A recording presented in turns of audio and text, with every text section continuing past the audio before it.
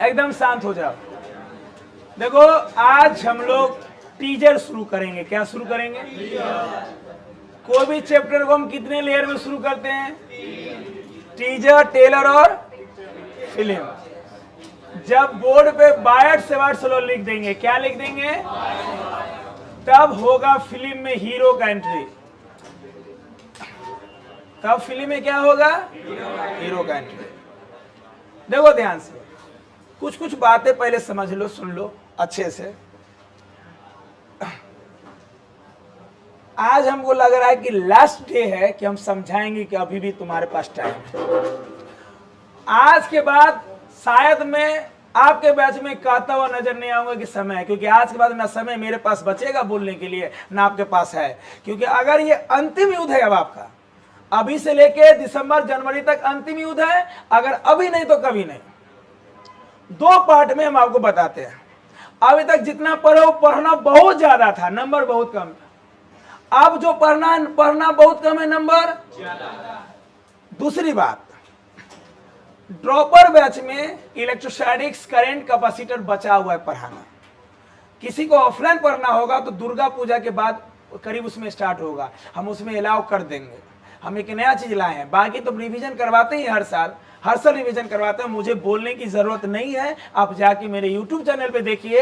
हर साल का जो साल का दिखाना है, मतलब समझ लो कोरोना काल के बाद 21, 22, 23, आपको हर साल का 24, चारों साल का आपको मिल जाएगा वीडियो कि हम रिवीजन करवाते हैं कि नहीं करवाते हैं, कितना दिन करवाते हैं, कैसे करवाते हैं। आपको चारों सेक्शन का वीडियो मिल जाएगा, जेई का, नीट का, बिहार बोर्ड का, सीबीएसई का, भी डेट बाय डेट।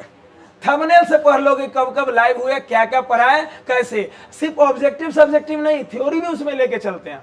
सब्जेक्टिव में ना बहुआ टाइम बचाने के लिए पीपीटी बनवा के लाते हैं, रंग रंग के पढ़ाते हैं कि देखो ये होगा ये होगा।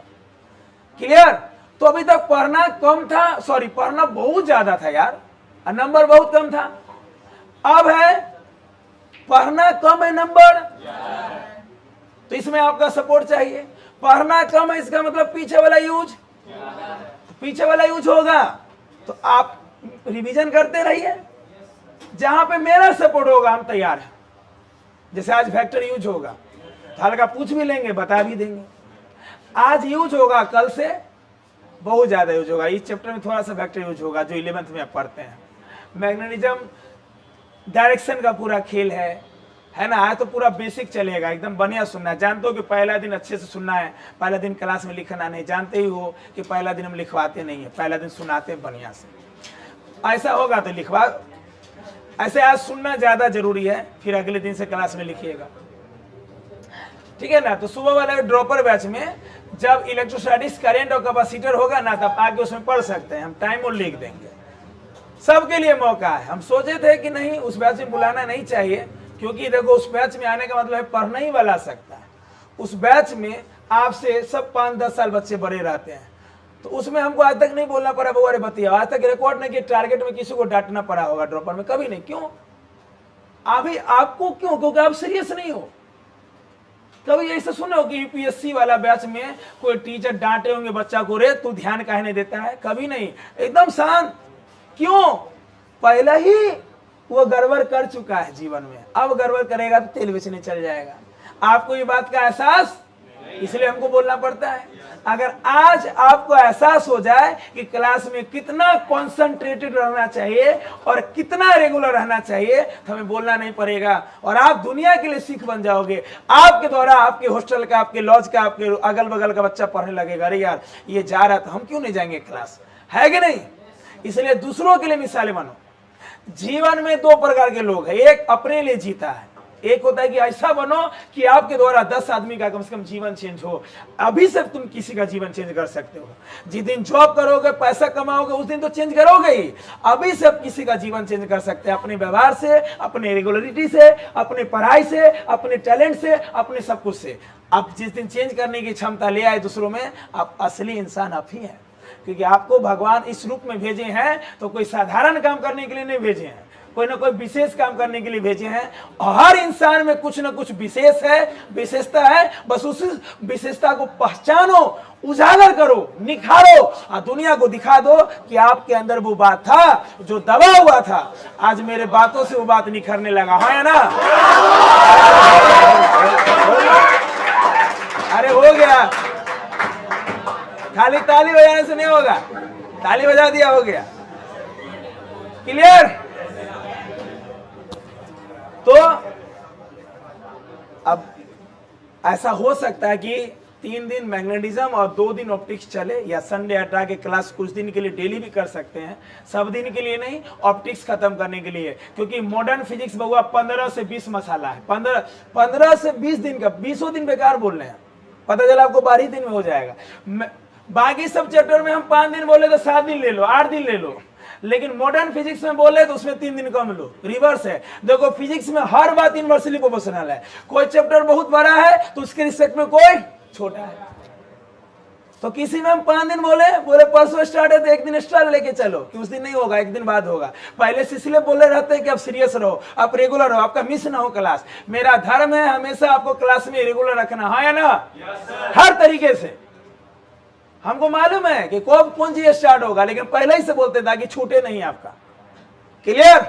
यही नहीं कि मैसेज पहले भेजे तभी सुन लो कि वो स्टार्ट होने वाला, नहीं, पहले से सीरियस रहे। मान लो किसी कारण बिजी हो गए, मैसेज नहीं भेज पाए एकदम। क्लियर? अरे मैसेज भेजना तो एक्स्ट्रा हो गया, मतलब नहीं भेज देता तो एब्सेंट रहता है, ओ ये एब्सेंट रहता है। चलिए सुनिएगा ध्यान से। तो ऑप्टिक्स के लिए हो सकता है कि 3, देखो क्या करते हैं, जैसा होगा मैसेज में, आज से कल तक मैसेज डालेंगे, और इसे बढ़ाने की जरूरत नहीं, लेकिन ऑप्टिक्स जल्दी खत्म, क्योंकि ऑप्टिक्स और भी फील्ड का चीज है। क्योंकि ऑप्टिक्स में आता है इलेक्ट्रोमैग्नेटिक वेव। क्या आता है? इलेक्ट्रोमैग्नेटिक वेव का ही 2 कंपोनेंट है, इलेक्ट्रोस्टैटिक्स और मैग्नेटिज्म। तो अभी तक जितना पढ़े हो पढ़ने वाला उस चीज को और फील है, जब मैग्नेटिज्म पढ़ा देंगे तो पता चलेगा अरे यार इलेक्ट्रोमैग्नेटिज्म एनर्जी का ही तो पूरा दुनिया का खेला है सारा। खाली आप सुन रहे हो साउंड, ये मैकेनिकल वेव है। बल्ब जल रहा है, बल्ब आपको इसका प्रकाश दिखाई दे रहा है, ये भी इलेक्ट्रोमैग्नेटिक वेव है। रिमोट से एसी ऑन ऑफ किया, ये भी इलेक्ट्रोमैग्नेटिक वेव है भाई। गर्मी महसूस हुआ, वो भी इलेक्ट्रोमैग्नेटिक वेव है। ये कैमरा जितना काम कर रहा है, ये भी इलेक्ट्रोमैग्नेटिक वेव है। आपके मोबाइल का मैक्सिमम फंक्शन इलेक्ट्रोमैग्नेटिक वेव का है। सारा दुनिया इलेक्ट्रोमैग्नेटिक वेव का है। जैसे जैसे 12th लास्ट होगा कहोगे अरे यार एक के चीज हमको पढ़ाया गया, वो था एनर्जी का टुकड़ा बांट बांट के हमको पढ़ाया गया। तो ऑप्टिक्स इतना ज्यादा फील दे देता है कि आपको इलेक्ट्रोस्टैटिक्स और मैग्नेटिज्म का कॉन्सेप्ट और हाई कर देता है, सोचने में आपको बेबस कर देगा, वो कैसे कैसे चीजें बटी। क्लियर? पढ़ना तो चाहिए सबसे पहले ऑप्टिक्स, लेकिन आपको इलेक्ट्रोस्टैटिक्स पढ़ाया जाता है ताकि आपके दिमाग में ये नहीं बैठे। हम 1 साल ऑप्टिक्स शुरू किए थे पहले, तो बहुत बच्चा को लगा रही यार, ऐसे ड्रॉपर वाला बच्चा सबसे पहले दोनों सिलेबस देख ले रहता है, तो उसको मालूम है कि कैसे क्या है। लेकिन हर चीज का फायदा है। अगर ऑप्टिक्स अब पढ़ेंगे तो चीजें पहले वाला और मजबूत हो, कैसे कैसे इलेक्ट्रिक फील्ड बना, कैसे मैग्नेटिक फील्ड बना, कैसे कंपोनेंट टूटा, कैसे एनर्जी चला, ये कैसे चला, आप मुझे कैसे दिखाई दिए, मैं आपको कैसे देख रहा हूँ, सारा खेल एनर्जी का। मैं आपके एनर्जी के द्वारा आपको देख रहा हूँ, आपका एनर्जी मेरे आंखों पे गिर रहा है, मेरा एनर्जी आपकी आंखों पे गिर रहा है। ये कलर, ये सारा चीज एनर्जी का खेल है। आपका टी शर्ट लाल दिखाई दे रहा है, ये भी एनर्जी का खेल है। किसी का काला दिखाई दे रहा है, ये भी एनर्जी का खेल है। किसी का कुछ दिखाई दे रहा है, ये भी एनर्जी का खेल है कि नहीं? इसमें हंसने का क्या बात है? क्लियर? जैसे मान लो ये हरा दिखाई दे रहा है, इसका एनर्जी मेरे आंखों में गिर रहा है, इसलिए मुझे हरा दिखाई दे रहा है। क्लियर? इसलिए एकदम मिस करने का तब सोचो ही नहीं क्लास। घर पे भी सीरियस होके पढ़िए। कम से कम आपका स्टडी आवर क्लासरूम छोड़ दो तो 8 से 9 घंटे का होना ही चाहिए। अगर वाकई में आप अगले साल बिहार बोर्ड में 85 से 90% लाना चाहते हैं, सीबीएसई में 95+ लाना चाहते हैं, क्योंकि इतना से कम में आपको इज्जत नहीं मिलेगा। फिर अगर अपने और अपने फैमिली का सम्मान दुनिया के सामने बढ़ाना चाहते हो अपने समाज में, तो भैया रिजल्ट तो अच्छा लाना ही पड़ेगा। हाँ है ना? सिर्फ रिजल्ट के साथ नॉलेज भी, क्योंकि नॉलेज आगे बढ़ाएगा। रिजल्ट नॉलेज है तो सब दिन में खुशी है, और सीधे रिजल्ट है तो 10 दिन की खुशी है। भैया चाहे कुछ हो निकाल लो दुनिया में, क्लियर?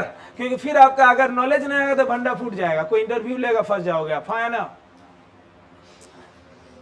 आइए एकदम टीजर शुरू करते हैं, जैसे फिल्म का टीजर आता है, मैग्नेटिक इफेक्ट ऑफ करंट। सब बुक अलग अलग नाम लिखता है। एनसीईआरटी लिख देगा इलेक्ट्रोमैग्नेटिज्म, क्या लिख देगा?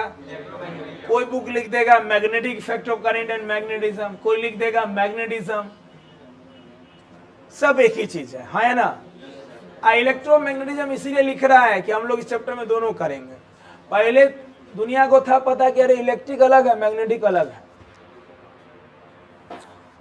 इलेक्ट्रिक मैग्नेटिक, बाद में पता चला कि इलेक्ट्रिक मैग्नेटिक एक हो सकता है, एक ही चीज का प्रारूप है। हम इलेक्ट्रिक से मैग्नेट बना सकते हैं, अब मैग्नेट से इलेक्ट्रिक उत्पन्न कर सकते हैं। और अगर मैग्नेट से इलेक्ट्रिक उत्पन्न नहीं होता तो आज दुनिया में जो चकाचौंध देख रहे हो ना, ये संभव नहीं होता। क्योंकि मैक्सिमम डिवाइस किस पे चल रहा है? इलेक्ट्रिसिटी पे। अगर इलेक्ट्रिसिटी नहीं मिलता तो समझ लो, तो जो इलेक्ट्रिसिटी आपको मिल रहा है, आपके घर में आ रहा है, वो मैग्नेटिज्म से उत्पन्न किया गया है। कोई है जो मैग्नेट को घुमाया जिसके कारण बिजली बना है, सब पढ़ेंगे। इसका जो अंतिम हिस्सा होगा वो होगा अल्टरनेटिंग करंट, उसी में पढ़ेंगे ट्रांसफार्मर कैसे बिजली बना, ट्रांसफार्मर कैसे घर में बना, मतलब ट्रांसफार्मर घर में बिजली पहुंचाया। क्यों हम बोलते हैं कि घर में एसी सप्लाई आता है, 220 वोल्ट लेके आता है, उसका मैक्सिमम वैल्यू 311 होता है। क्यों एसी डेंजरस है डीसी से? ये सारा चीज होने वाला है। मतलब जितना बात पहले सुने हो ना, वो सब आप प्रूफ होने वाला है। याद करो, वहां बताए थे कि चार्ज को कैसे फेंका जाता है, ये भी चीजें आप पढ़ोगे, कैसे अल्फा पार्टिकल को फेंका जाता है। गेंद थोड़ी है कि हम लोग फेंक देंगे। तो पीछे जितना बात भी बोलते हैं कि आगे पढ़ोगे, तुम ध्यान से देखोगे ना तो आगे सब प्रूफ होते रहता है। ये बात फिजिक्स क्लास में होना ही है, क्योंकि फिजिक्स क्लास हर चैप्टर हर ऐसे जुड़ा हुआ है, हर एक चीज।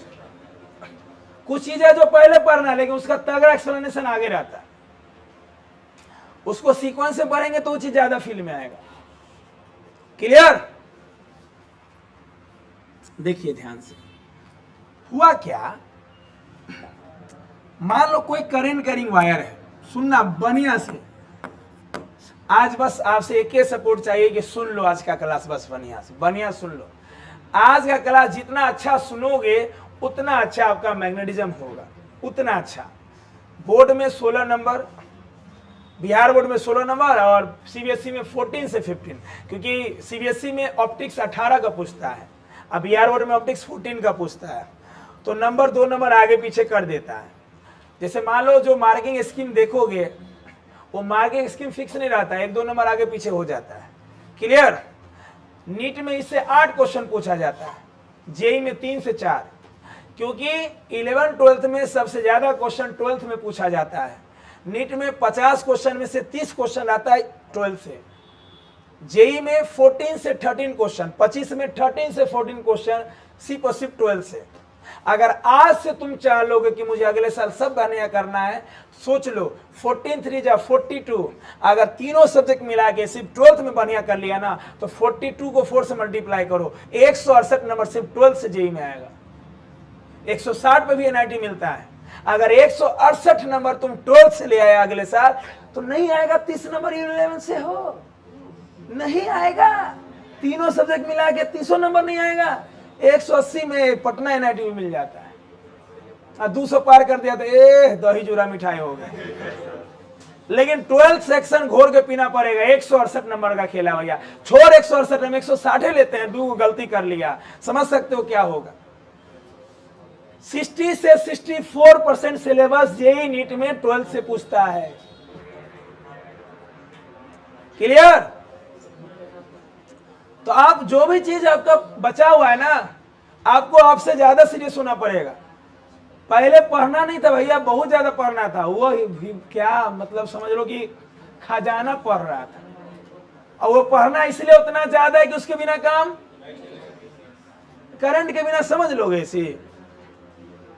एसी दरअसल एसी तो पढ़ लिए भाई, खाली वहां कांस्टेंट मान के आपको पढ़ाया गया है। वो जो बैटरी 220 वोल्ट का ले रहे थे, वो कांस्टेंट सप्लाई था, तो मान लिए थे कांस्टेंट। एसी का तो मैक्सिमम चीज आप पढ़ लिए, कैपेसिटर और करंट इलेक्ट्रिसिटी में तनिए सेगमेंट पढ़ा है जी। देखो ना, करंट के डिफिनेशन से लेके पोटेंशियोमीटर तक, उसमें 5-6 सेगमेंट तो एक्स्ट्रा पढ़े हो। अब वो पूछा भी नहीं जाता, फिर भी पढ़ाए क्यों? कि कहीं भी आप कमजोर नहीं पढ़ो। क्लियर? आरसी सर्किट जो पढ़ा है 3-4 जगह पढ़ना है, इलेक्ट्रोस्टैटिक्स में पढ़ना है, करंटों में, ईएमआई में, फिर से वो पढ़ाएंगे, फिर से कैपेसिटर का रिवीजन हो जाएगा। बुको पलटोगे तो चीज बार बार दिखेगा, सेम ही फॉर्मूला दिखेगा। क्लियर? सुन रहे हो? मॉडर्न फिजिक्स में पढ़ोगे सेमीकंडक्टर 7 नंबर का है, पढ़ना कम है, नंबर ज्यादा है। लगेगा कि ओ करंट का रिपीट टेलीकास्ट है, बस अंतर इतना है कि वहां ओम्स लॉ वैलिड है, यहाँ ओम्स लॉ वैलिड, फार्मूला नहीं बदलेगा। फार्मूला वहां भी लगेगा V बराबर IR। सुन रहे हो?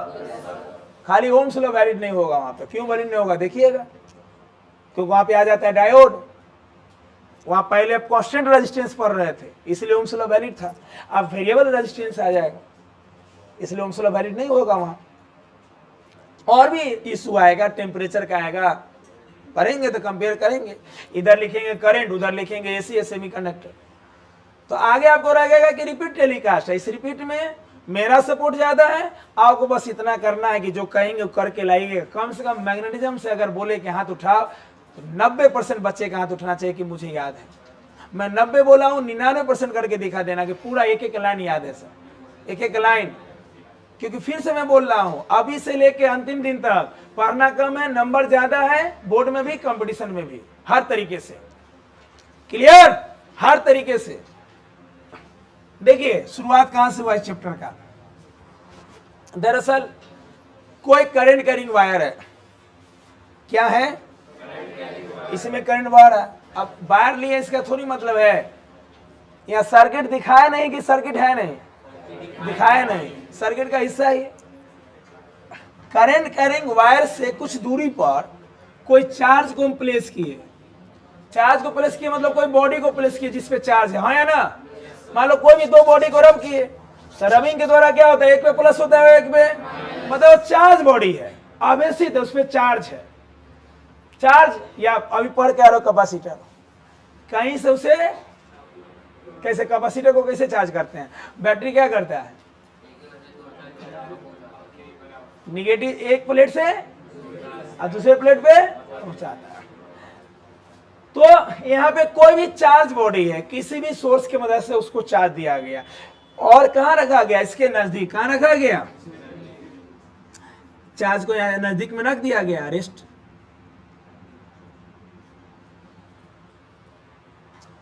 तो कोई फोर्स ही एक्सपीरियंस नहीं किया, कोई फोर्स एक्सपीरियंस नहीं किया। इसका मतलब है इस करंट कैरिंग वायर के द्वारा यहां पे कोई इलेक्ट्रिक फील्ड नहीं है, क्योंकि इलेक्ट्रिक फील्ड रेस्ट वाले चार्ज पे भी फोर्स लगाता है और मोशन वाले चार्ज पे भी फोर्स लगाता है। इलेक्ट्रिक फील्ड को कैसे दिखाते हैं? लाइन से, है ना?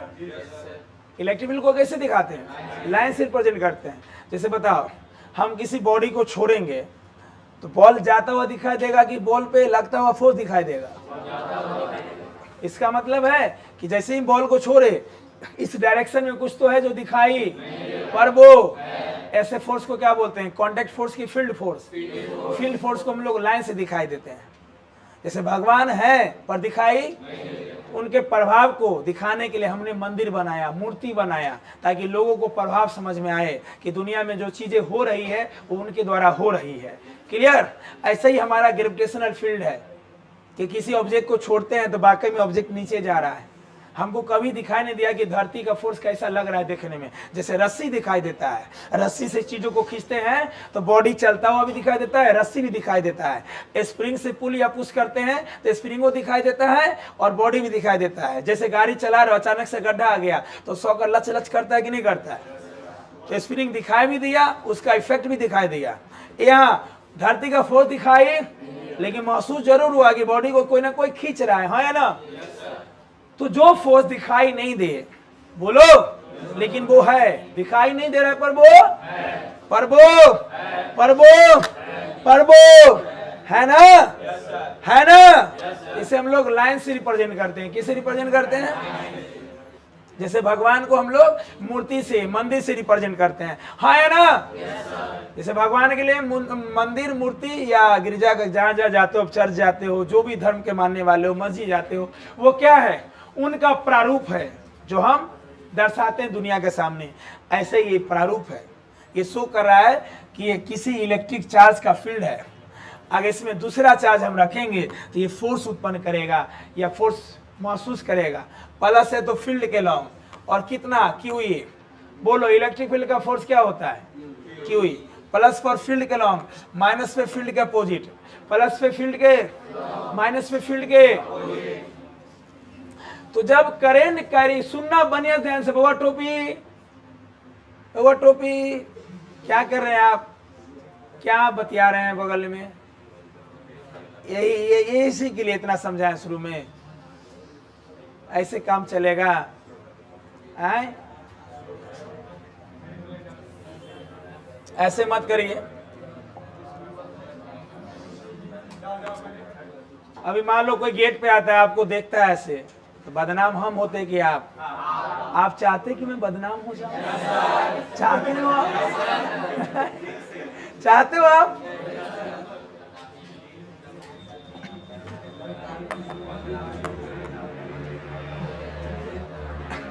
हाँ, पहला ऑब्जर्वेशन, जब करंट कैरिंग वायर के नजदीक हम चार्ज को रेस्ट में प्लेस किए, है ना, it experiences no force, that means there is no appreciable electric field due to current carrying wire. इसके द्वारा यहाँ पे कोई इलेक्ट्रिक फील्ड प्रेजेंट नहीं है, क्योंकि अगर इलेक्ट्रिक फील्ड रहता तो रेस्ट वाले चार्ज में भी फोर्स। अचानक से इसे रफ्तार दिया गया, क्या दिया गया? रफ्तार दिया गया। बढ़िया सुनना, तभी आगे गैल्वेनोमीटर समझाएंगे। जो बोले थे इसका वर्किंग, गैल्वेनोमीटर का वर्किंग पढ़े हैं कि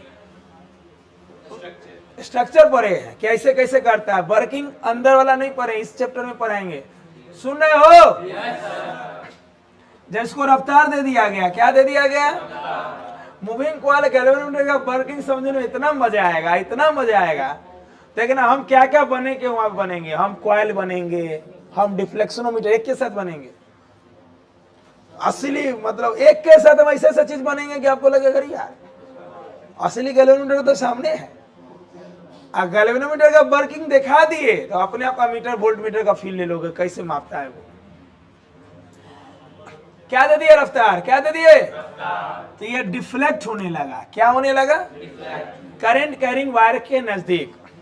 अब जरूरी नहीं कि दूर भी हो सकता है, अगर इसमें करंट नीचे कर ले, क्या कर ले, तो उस साइड हो जाएगा, ऐसे डिफ्लेक्ट हो जाएगा।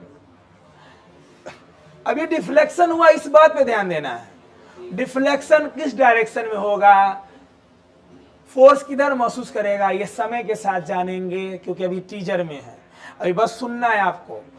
फिर रिवर्स गियर मारेंगे तो अपने आप पता चलेगा वो इसके द्वारा यहाँ पे क्या क्या हुआ। क्लियर? अभी कहानी सुनना है बढ़िया से। कोई भी चैप्टर को अच्छा बनाने के लिए हर चैप्टर का अलग अलग रंगमंच है। क्लियर? ऑप्टिक्स में कहानी और एक्सप्लेनेशन साथ में चलता है, साथ में, उसमें आगे नहीं होता। उसमें एक बार भी बोलता हुआ हमको नहीं सुनोगे कि ये चीज आगे नहीं, टू द पॉइंट, क्योंकि वो अलग ही चैप्टर है, ये अलग ब्रांच है। इसमें कुछ कहानी आगे से जुड़ा हुआ है, कुछ कहानी है ना। जैसे अभी हम लोग पढ़ रहे हैं magnetic effect of current, current के द्वारा मैग्नेट का इफेक्ट।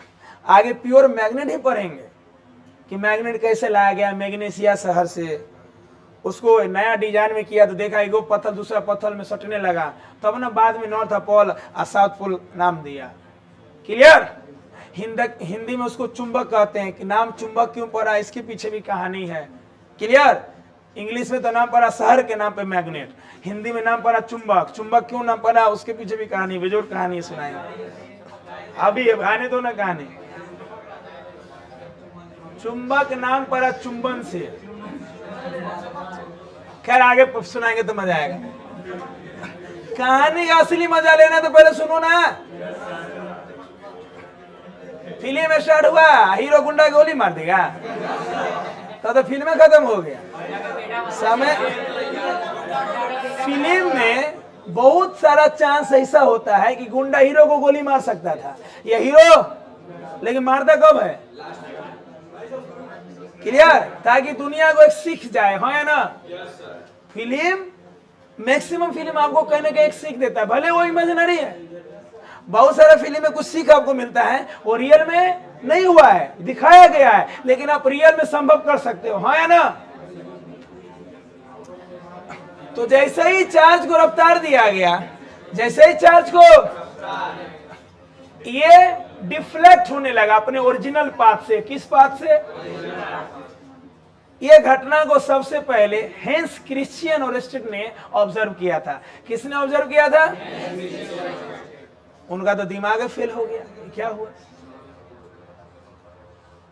क्या हुआ, क्या हुआ भाई, ये तो कमाल हो गया कि भैया घटना कहीं और है, इफेक्ट कहीं और हो रहा है। चोट लगी मुझे, दर्द तुझे होता है, क्या होगा? ऐसे करेगा तो नहीं देख देंगे एग्जाम्पल में। सुनो, हर बात में हो पहले रहता है। एक को बार आज किया हो तो एग्जाम्पल नहीं देंगे, फिर सिंपल पढ़ाएंगे। फिर चोट लगी मुझे, दर्द तुझे, उनका दिमाग ही काम नहीं किया। तो उस समय सदी के महान साइंटिस्ट माइकल फैराडे को याद किया गया। जब इनके पास सेंसर नहीं था तो अपने सीनियर को याद किया जाएगा। जैसे गांव घर में नहीं किसी के घर में सांप निकलता है तो बाबा को बुला के लाता है कि बाबा चलिए। वो बाबा गांव के एक्सपर्ट आदमी, एक के लाठी में सांप को मार देते हैं, चाहे छोटका सांप हो या बड़का सांप हो। हाँ, तो एक से एक आदमी है। तो ऐसे यहाँ पे बाबा कौन थे? Michael Faraday. उनको बुलाया गया कि देखिए ना बाबा क्या हो गया।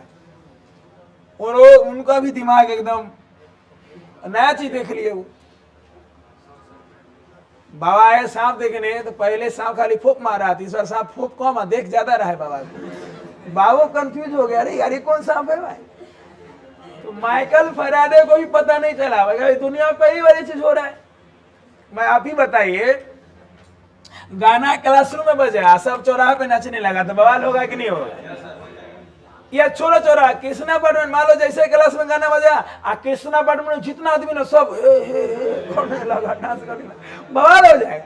न्यूज चैनल वाला उतर जाएगा, क्या हो रहा है? कोई भी गाना से क्या लेना देना।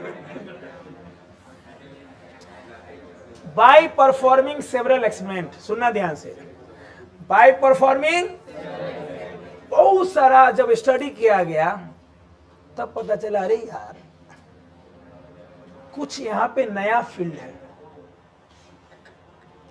ये कोई पुराना फील्ड, पुराना माने इलेक्ट्रिक फील्ड या ग्रेविटेशनल फील्ड, ये तो नया टाइप का चीज हो गया कि रेस्ट में कुछ होने कर रहा है, मोशन में डिफ्लेक्ट हो रहा है, हाँ या ना। इसका मतलब इस फील्ड की बिहेवियर इलेक्ट्रिक फील्ड जैसा तो नहीं है, बिल्कुल नया बिहेवियर है। क्योंकि अगर इलेक्ट्रिक फील्ड होता तो इलेक्ट्रिक फील्ड रेस्ट में भी फोर्स लगाता है, और या तो सिर्फ मोशन में लग रहा है फोर्स, यहां तो मोशन में लग रहा है। अब इसको कंपेयर किया गया है कि मान लो करंट कैरिंग वायर है, इसके नजदीक कोई मैग्नेटिक नीडल हम रख दिए। क्या रख दिए? मैग्नेट का बना हुआ मैग्नेटिक नीडल। जैसे ही डिफ्लेक्ट इसमें करंट पास हुआ, ये नीडल हिलने लगा, डिफ्लेक्ट होने लगा। इसका मतलब है इस करंट के कारण इसके चारों तरफ कुछ तो ऐसा चीज जनरेट है जो मैग्नेट जैसा ही है, तभी तो मैग्नेट का बना हुआ चीज डिफ्लेक्ट किया। बोलो, जैसे हम यहां से रिलीज हुए, धरती अपनी ओर मुझे बुलाया, इसका मतलब मेरे और धरती में कुछ तो इंटरेक्शन है। बोलो, इंटरेक्शन है कि तगड़ा इंटरेक्शन है? कोई भी ऑब्जेक्ट को छोड़ेंगे वो धरती को मूव करेगा, इसका मतलब इंटरेक्शन बहुत ज्यादा तगड़ा है, हाँ या ना? और एक ही डायरेक्शन को फॉलो करेगा। इसका मतलब है करंट कैरिंग वायर के नजदीक अगर कोई मैग्नेटिक नीडल हम रखते हैं और उसमें डिफ्लेक्शन आता है, इसका मतलब है कि इसमें वही लक्षण इसको डिफ्लेक्ट करवा सकता है जो जाति का सेम जाति का हो। जैसे मान लो इसका जरूर यहाँ पे मैग्नेटिक फील्ड होगा, अगर मैग्नेटिक फील्ड नहीं होगा तो मैग्नेट का कोई भी चीज डिफ्लेक्ट। ऐसा थोड़ी है कि एक हाथ में नॉर्थ पोल है, मैग्नेट का टुकड़ा है, चाहे टीवी का टूटा हुआ। खेले हो ना बचपन में? बोलो ना। नहीं, टीवी किसी का खड़ा होता था, हाँ स्पीकर में, ठीक। अब एक हाथ में मैग्नेट है, एक हाथ में लकड़ी का टुकड़ा सट गया, ऐसा तो होगा नहीं। दोनों में लक्षण होना, यहाँ दो ही बात है। इसका लक्षण जरूर है, यहाँ मैच कर रहा है, तब नाम आया कि ओ इस करंट कैरिंग वायर के कारण यहाँ पे एक नया फील्ड उत्पन्न हो रहा है, जिस फील्ड को हम लोग बोलेंगे मैग्नेटिक फील्ड। क्या बोलेंगे? तब वहाँ डिफिनीशन दुनिया के सामने आया कि किसी भी करंट कैरिंग वायर के नज़दीक चारों तरफ एक फील्ड उत्पन्न होता है, उस फील्ड को हम लोग बोलते हैं मैग्नेटिक फील्ड, जो इलेक्ट्रिक फील्ड जैसा है या उससे बिल्कुल अलग है। तब इसको यहाँ से कंपेयर किया गया कि जिस प्रकार करंट जब पास हो रहा है करंट कैरिंग वायर में, तो मैग्नेटिक नीडल तब डिफ्लेक्ट हो रहा है जब करंट पास हो रहा है। तो यहाँ भी तो वही बात है, करंट पास हो रहा है तो चार्ज डिफ्लेक्ट हो गया, मतलब इसका डिफ्लेक्शन सेम ही हो रहा है। ये भी करंट कैरिंग वायर के कारण हो रहा है। बोलो, इसमें भी करंट कैरिंग, इसका मतलब है जो फील्ड यहां होगा वही फील्ड यहां, तो लक्षण मिल गया। ये मैग्नेट का बना हुआ है, तो मैग्नेट का बना हुआ है तो मैग्नेटिक फील्ड में ही डिफ्लेक्ट करेगा, हाँ या ना? बोलो, मां से तो ये ऐसा थोड़ी है हम धरती को अट्रैक्ट होंगे कि मैग्नेट की ओर। इसको पूरा मैग्नेट से बना दिया जाएगा, इसके जगह मैग्नेट का बनवा के रख दें, हम कूदे तो इधर खिंचाएंगे कि धरती की ओर? तो मेरा इंटरेक्शन किससे है? मैग्नेट का, चार्ज का, आदमी का। जाति मिलना चाहिए ना, क्योंकि फील्ड के बारे में क्या पढ़े हो आप? क्या पढ़े हो फील्ड के बारे में? हाईली कॉन्सेंट्रेशन एकदम ध्यान से सुनिए। फील्ड मतलब किसी बॉडी के चारों तरफ ऐसा एरिया, ऐसा स्पेस, ऐसा रीजन, ऐसा क्षेत्र जहां तक वो दूसरों में फोर्स, सबका अपना फील्ड है। धरती का अपना फील्ड है, चार्ज का अपना एक, मैग्नेट का अपना एक, गांव के मुखिया का अपना एक, सीएम का अपना एक, पीएम का अपना एक। उस फील्ड के अंदर ही फोर्स एक्सर्ट करता है, हाँ या ना? उस फील्ड के बाहर उसका वैल्यू कम होता है, और आगे जाने पे कम होते होते क्या हो जाता है? जीरो। ऐसा थोड़ी है कि धरती से हम कितनों ऊंचाई पे चले जाएं और किसी चीज को छोड़ेंगे तो नीचे आएगा, नहीं। ऐसा रहता तो रॉकेट जाता ही नहीं, कितनी एनर्जी हम दे दें। इसका मतलब है रॉकेट को इतना एनर्जी दिया जाता है कि वो धरती के ग्रेविटेशनल फील्ड से कहां चला जाता है? बाहर चला जाता है, हाँ या ना? तो जिस प्रकार करंट कैरिंग वायर के नजदीक कोई मैग्नेटिक नीडल रखते हैं, उसमें डिफ्लेक्शन आता है। इसका मतलब है इस करंट कैरिंग वायर के द्वारा यहाँ पे जरूर ना जरूर मैग्नेटिक जैसा कुछ प्रोड्यूस हो रहा है, और वो मैग्नेटिक फील्ड जैसा काम कर रहा है। ठीक वैसा ही चार्ज को जब हम रफ्तार में फेंके, तो इसका मतलब कुछ तो ये जनरेट किया हुआ था पहले से, जो रेस्ट वाले चार्ज में पता, लेकिन जैसे ही रफ्तार दिए तो ये डिफ्लेक्ट होने लगा। इसका मतलब है कि इसको डिफ्लेक्ट कराने वाला कोई ना कोई है, ये वही है जो यहाँ है। क्लियर? यहाँ कौन है? करंट कैरिंग वायर के द्वारा मैग्नेटिक फील्ड, तो यहाँ भी करंट कैरिंग वायर के द्वारा क्या है? क्लियर?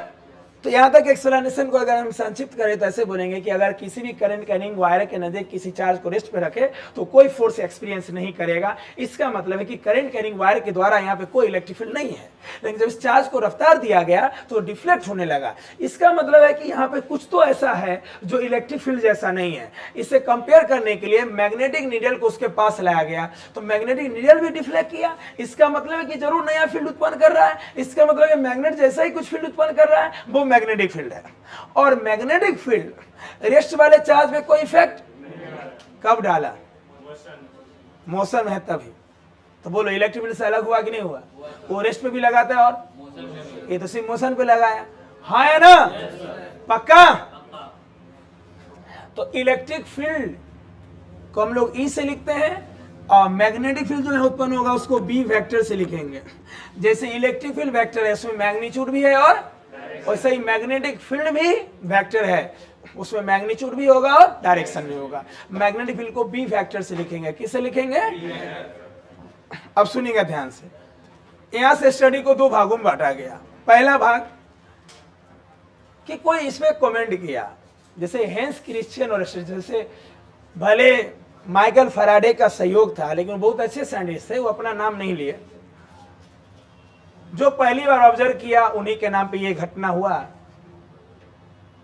तो हेंस क्रिश्चियन और state could not explain the magnitude and direction produced by current carrying wire at that point। मतलब जो ऑब्जर्व किए पहली बार उनको ये पता नहीं था कि मैग्नेटिक फील्ड कितना है और किस डायरेक्शन में है, ये वो एक्सप्लेन नहीं कर सके। तो इस करंट कैरिंग वायर के द्वारा यहां पे जो फील्ड उत्पन्न है वो किस डायरेक्शन में, तो बताना पड़ेगा। ठीक है, आप बोल दिए कि फील्ड के कारण हो रहा है, और आपको सपोर्ट किए माइकल फैराडे। माइकल फैराडे की बात को हम नहीं काट सकते।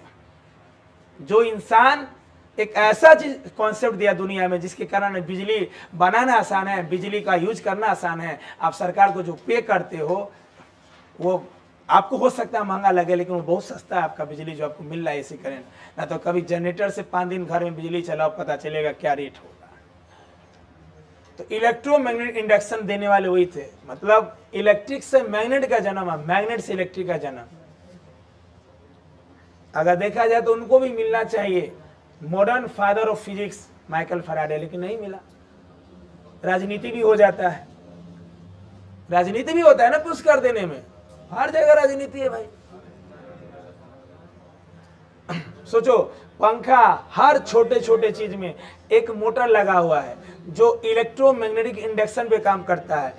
पढ़ाएंगे कैसे काम करता है, उसी के कारण सारा कुछ ठीक है। कैपेसिटर एनर्जी स्टोर करता है, लेकिन भैया बिजली मिला तब ने स्टोर किया। बाल्टी है तो ठीक है, पानी देंगे तब ना बाल्टी के महत्व हो। अब पानी नहीं देंगे तब क्या करेगा बाल्टी खरीद के, है कि नहीं। तो बायट-सेवार्ट्स लॉ, एक और नाम है लेप्लेस लॉ। बायट-सेवार्ट्स लॉ का आपके सिलेबस में नाम है बायट-सेवार्ट्स लॉ, लेकिन जब हायर स्टडीज में जाओगे तो वहां पे लेप्लेस लॉ कहा जाता है। क्या बोला जाता है? लेप्लेस लॉ या लाप्लेस लॉ, जो भी पढ़िए।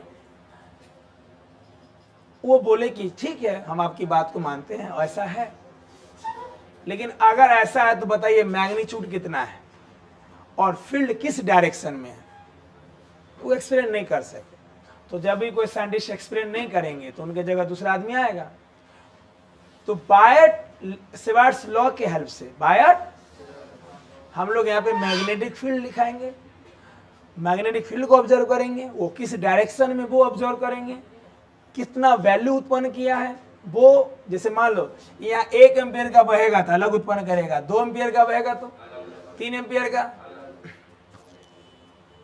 दूसरा स्टडी हो गया कि अगर यहाँ फील्ड प्रेजेंट है, अगर क्या प्रेजेंट है, प्रेजेंट है, किस डायरेक्शन में वो अभी नहीं पढ़ना है, लेकिन है, निकाल लेंगे समय के साथ। तो ये डिफ्लेक्शन किसके कारण है? जो इसके कारण यहाँ पे फील्ड है, उस फील्ड के कारण, फोर्स के कारण। जैसे यहाँ पे मेरा डिफ्लेक्शन किसके कारण है? ग्रेविटेशनल फील्ड के फोर्स के कारण। तो सबसे पहले हम लोग फोर्स को पढ़ेंगे। किसको पढ़ेंगे? पहले फील्ड भी पढ़ सकते हैं, लेकिन पहले फोर्स को पढ़ेंगे। जो हो रहा है उसको पहले पढ़ेंगे, और जो कर रहा है उसको बाद में पढ़ेंगे। कर कौन रहा है? Magnetic field. हो क्या रहा है? फोर्स लग रहा है। तो पहले स्टडी करेंगे कितना फोर्स लगा, किस डायरेक्शन में लगा, ऐसे कब डिफ्लेक्शन होगा, 90 डिग्री पे कब होगा। फिर बाद में पढ़ेंगे कौन किया, तो मैग्नेटिक फील्ड। इसलिए हम आज शुरू में बोले थे कि फिल्म में हीरो का एंट्री तब होगा जब लिख देंगे बोर्ड पे जोरदार मैग्नेटिक फील्ड एंड बायट-सेवार्ट्स लॉ। अभी मैग्नेटिक फील्ड सुन रहे हैं, मैग्नेटिक फील्ड प्रोड्यूस हुआ वो समझे हैं, मैग्नेटिक फील्ड कितना प्रोड्यूस होगा, किस डायरेक्शन में प्रोड्यूस होगा, ये बाद में पढ़ेंगे। क्लियर?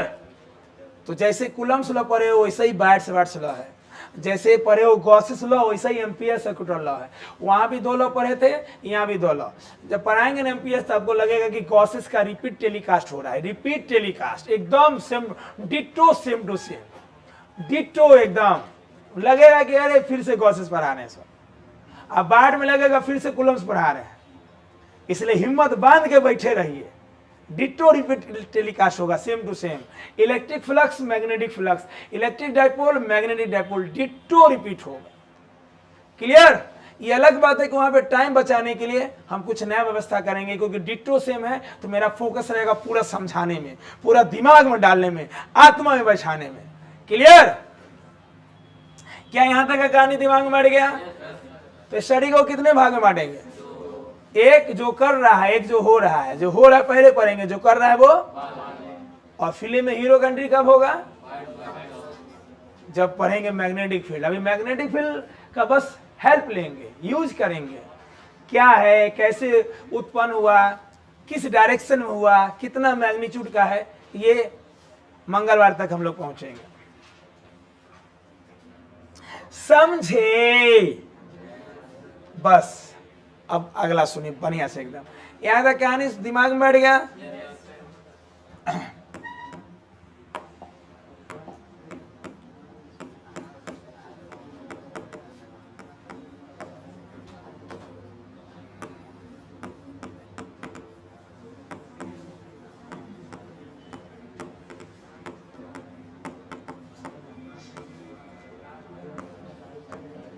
बातचीत नहीं, सुनो। Force on a moving charge in uniform magnetic field. मान लो कोई भी करंट कैरिंग वायर अपने चारों तरफ मैग्नेटिक फील्ड प्रोड्यूस किया। यूनिफॉर्म मैग्नेटिक फील्ड का मतलब हो गया मैग्नीट्यूड में यूनिफॉर्म है वो। क्लियर? किस में यूनिफॉर्म है वो?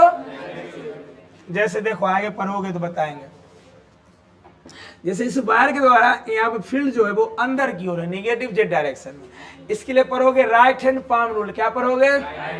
अपने दाएं हाथ के अंगूठा को करंट के लंबा रखो, अपने दाएं हाथ के अंगूठा को आज चारों उंगली उधर फैलाओ जिधर फील्ड निकालना है। चारों उंगली उधर रखो जिधर, तो मेरा पाम किधर गया? अंदर। अरे हथेली किधर गया? इसका मतलब इस वायर के द्वारा यहाँ पे फील्ड अंदर की ओर है। कहाँ है? बताओ, यही पॉइंट हम यहां ले लेते हैं। अभी बस आगे क्या पढ़ोगे वो हल्का दिखा दिए हैं। अभी हमको फील्ड का इफेक्ट समझना है, और फील्ड का इफेक्ट होता है फोर्स।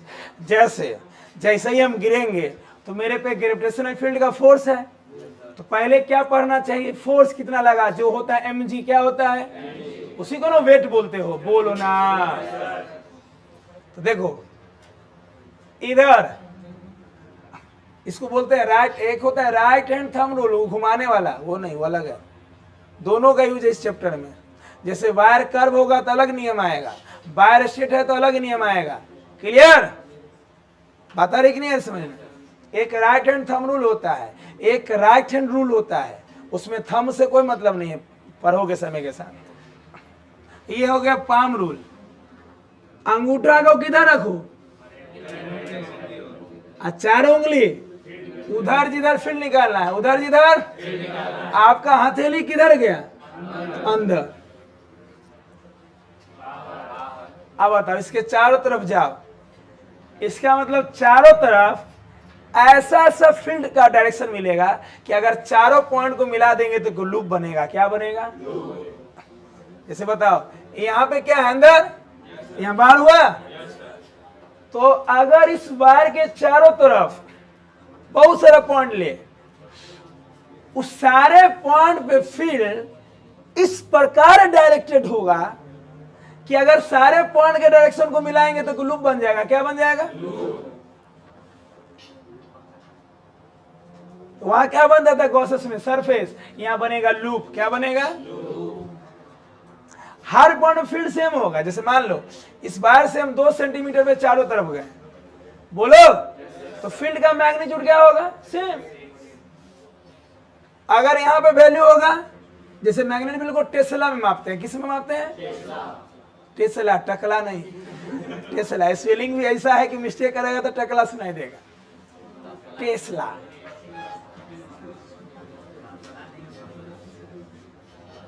अगर एस के जगह सी लग जाए तो टकला होगा कि नहीं होगा? टेस्ला, टेस्ला, निकोला टेस्ला, यही ट्रांसफार्मर बनाए थे। उन्हीं के नाम पे फील्ड का यूनिट रखा गया है। यही बनाए थे ट्रांसफार्मर। और थॉमस अल्वा एडिसन से इन्हीं का लड़ाई हुआ था, इलेक्ट्रॉनिक्स वार। सुनाए थे ना एक बार कहानी?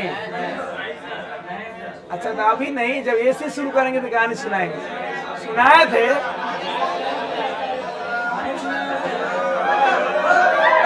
मारेंगे।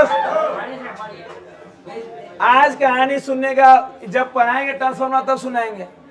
आज सुन के भी क्या करोगे? जब रिलेट नहीं कर पाओगे तब। कहानी सुनना, रिलेट करना अंतर है कि नहीं है? तब एसी शुरू करेंगे ना तो सुनाएंगे क्या? अभी हम क्या बोले थे? चारों तरफ। कौन तरफ? चारों तरफ मत बोलो, क्योंकि लूप क्या होता है? लूप होता है 2D, चारों तरफ हो जाएगा 3D। तो लूप बनता है ना, बाहर के चारों तरफ एक लूप बनेगा। लूप मतलब सर्कल टाइप का। सर्कल माने 2D, सर्कल माने चारों तरफ नहीं बोलिए। अगर वायर के अलोंग बोलो, सबसे बढ़िया वायर के हम चले जाएं तो हर पॉइंट में फील्ड सेम होगा। हर पॉइंट में फील्ड वैल्यू में कि डायरेक्शन में?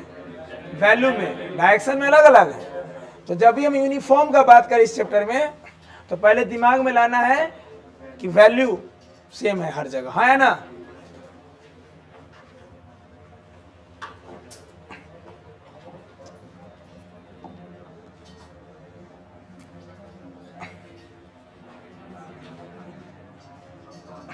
मान लो यहाँ पे मैग्नेटिक फील्ड है, किसके कारण होगा? करंट कैरिंग वायर के कारण।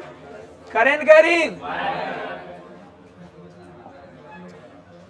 फिर कंसंट्रेशन भी कर रहा है। ध्यान दो यहां, मैग्नेटिक फील्ड के अंदर किसी चार्ज को हम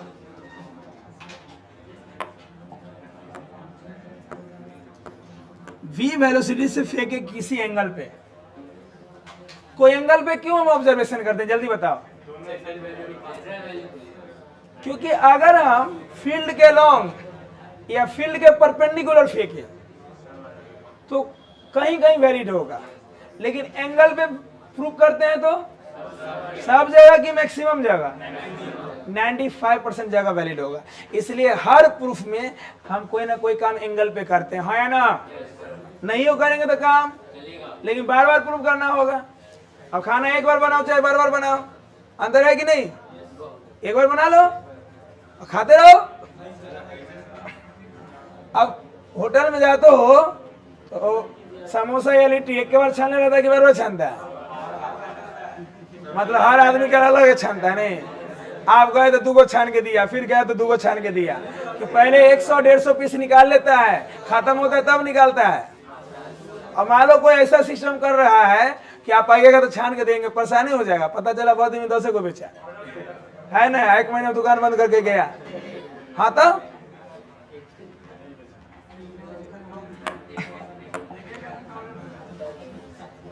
हमने किसने चार्ज को फेंका?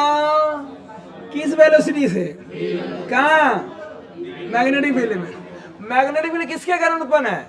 किसी न किसी करंट कैरिंग वायर के नजदीक। वो वायर दिखाया नहीं है, दिखा भी सकते हैं और बोलो। अभी आपको बस समझना है कि यहाँ पे किसी भी मैग्नेटिक फील्ड के द्वारा, मतलब कोई करंट कैरिंग वायर है। अच्छा, फील्ड इसी डायरेक्शन में, वैसे कोई जरूरी? बताओ, करंट ऊपर जा रहा था तो अंदर था, इधर तो इस डायरेक्शन में करंट ऐसे ही बहेगा, किसी और डायरेक्शन में बाहर को ऐसे ही लगाएंगे, किसी और डायरेक्शन में पढ़ेंगे समय के साथ। अभी हमको यह समझना है ये फील्ड किसके कारण है? करंट कैरिंग वायर के कारण। यानी किसी वायर में करंट इस प्रकार बहा जिसके कारण मैग्नेटिक फील्ड का प्रभाव किधर है? एक्स। किधर है? एक्स।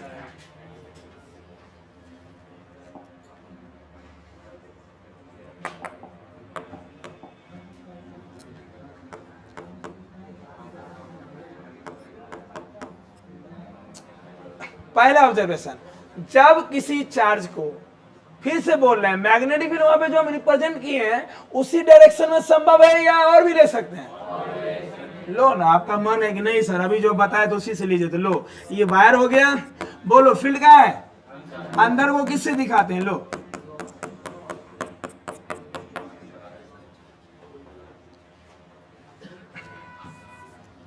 ये बात ध्यान रखना। सब कुछ जैसे जैसे पढ़ाने सब पीडीएफ में लिखा होगा। अगर मान लो डायरेक्शन जेड में है तो जेड भी लिख सकते हैं। बोलो। दूसरा, जेड को कैसे रिप्रेजेंट करते हैं? के कैप से। आई कैप, जे कैप, के कैप। क्यों? एक्स के डायरेक्शन के लिए, वाई के लिए, जेड के लिए। तो अगर मान लो कोई डायरेक्शन जेड में है तो या तो जेड लिखो, या तो या इसी को बोलते हैं परपेंडिकुलर आउटवार्ड।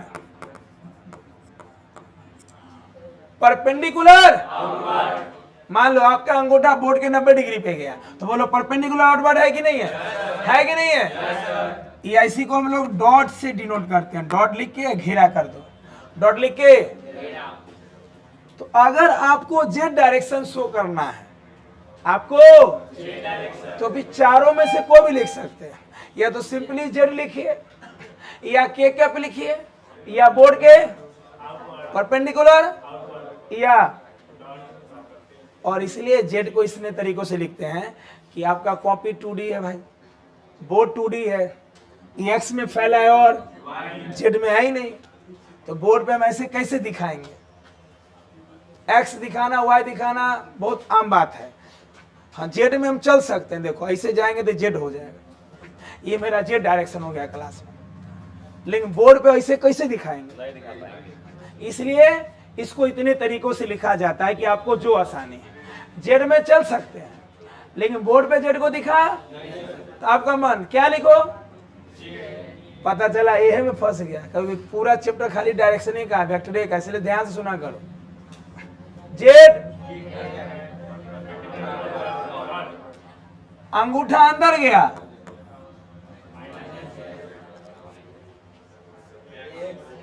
ऐसे किए तो कोई इन्हें देखने लगा, क्लास में पता नहीं कि हम ऐसे किए तो क्या बोलना है। क्लियर? बोलो। माइनस जेड को और क्या लिखे? जल्दी बोलो। माइनस के बोल बोर्ड के अंदर तो perpendicular inward, perpendicular cross, cross लिखे घेर दे तो समझ लेना माइनस जेड है। हाँ या ना? आइए, किसको दिखाएगा? सिर्फ फील्ड के डायरेक्शन को या किसी के डायरेक्शन को? कोई भी वेक्टर क्वांटिटी के बगल में ये साइन लगा हुआ है, समझ लेना निगेटिव जेड में। कोई भी वेक्टर क्वांटिटी के बगल में ये लगा हुआ है, समझ लेना पॉजिटिव जेड है। हाँ या ना? आज का भैया कहानी जैसे सुना रहे हैं वैसे याद होना, तब घर पे लिखने का मजा आएगा। हाँ या ना? लिख के चुपचाप लिखेगा कि नाचेगा? हाँ, क्योंकि आज का कहानी पूरा याद हो गया। हाँ या ना? बताओ, करंट कैरिंग वायर के द्वारा फील्ड किसी भी डायरेक्शन में हो, उससे कोई लेना देना अभी हमको क्या पढ़ना है 1-2 दिन? फील्ड की फील्ड का इफेक्ट वो किसी भी डायरेक्शन में रहे, बस हमें यह मालूम है कि ये करंट कैरिंग वायर कर रहा है। हाँ या ना? अभी फील्ड का इफेक्ट देखेंगे, फिर देखेंगे किस किस डायरेक्शन में हो सकता है और कितना वैल्यू इसका प्रोड्यूस होगा। क्लियर? और उस वैल्यू से हम क्या क्या बना सकते हैं। एक से एक डिवाइस पर होगी, इसमें भी साइक्लोट्रॉन पर होगे। बैटरी कितना वोल्ट का हो सकता है? 10,000, 1 लाख, कहीं कहीं हमको 5 लाख वोल्ट का बैटरी चाहिए तो बैटरी फेल, तो एक डिवाइस बनाया गया साइक्लोट्रॉन। क्लियर? तो देखना साइक्लोट्रॉन पढ़ाएंगे कैसे बड़ा, बहुत बड़ा वोल्टेज उत्पन्न करेगा वो। तो डायरेक्शन ये लो चाहे एक्स में ले लो, कोई दिक्कत। बस हमारे दिमाग में भी 1-2 दिन ये रहना चाहिए कि मैग्नेटिक इफेक्ट ऑफ करंट का मतलब होता है कि किसी भी करंट कैरिंग वायर के नजदीक मैग्नेटिक फील्ड उत्पन्न होता है उसके करंट के बहने से। हाँ या ना? और वो किसी भी डायरेक्शन में हो सकता है। अब इसके अंदर चार्ज को हम फेंक दिए, बोलना कितना एंगल पे?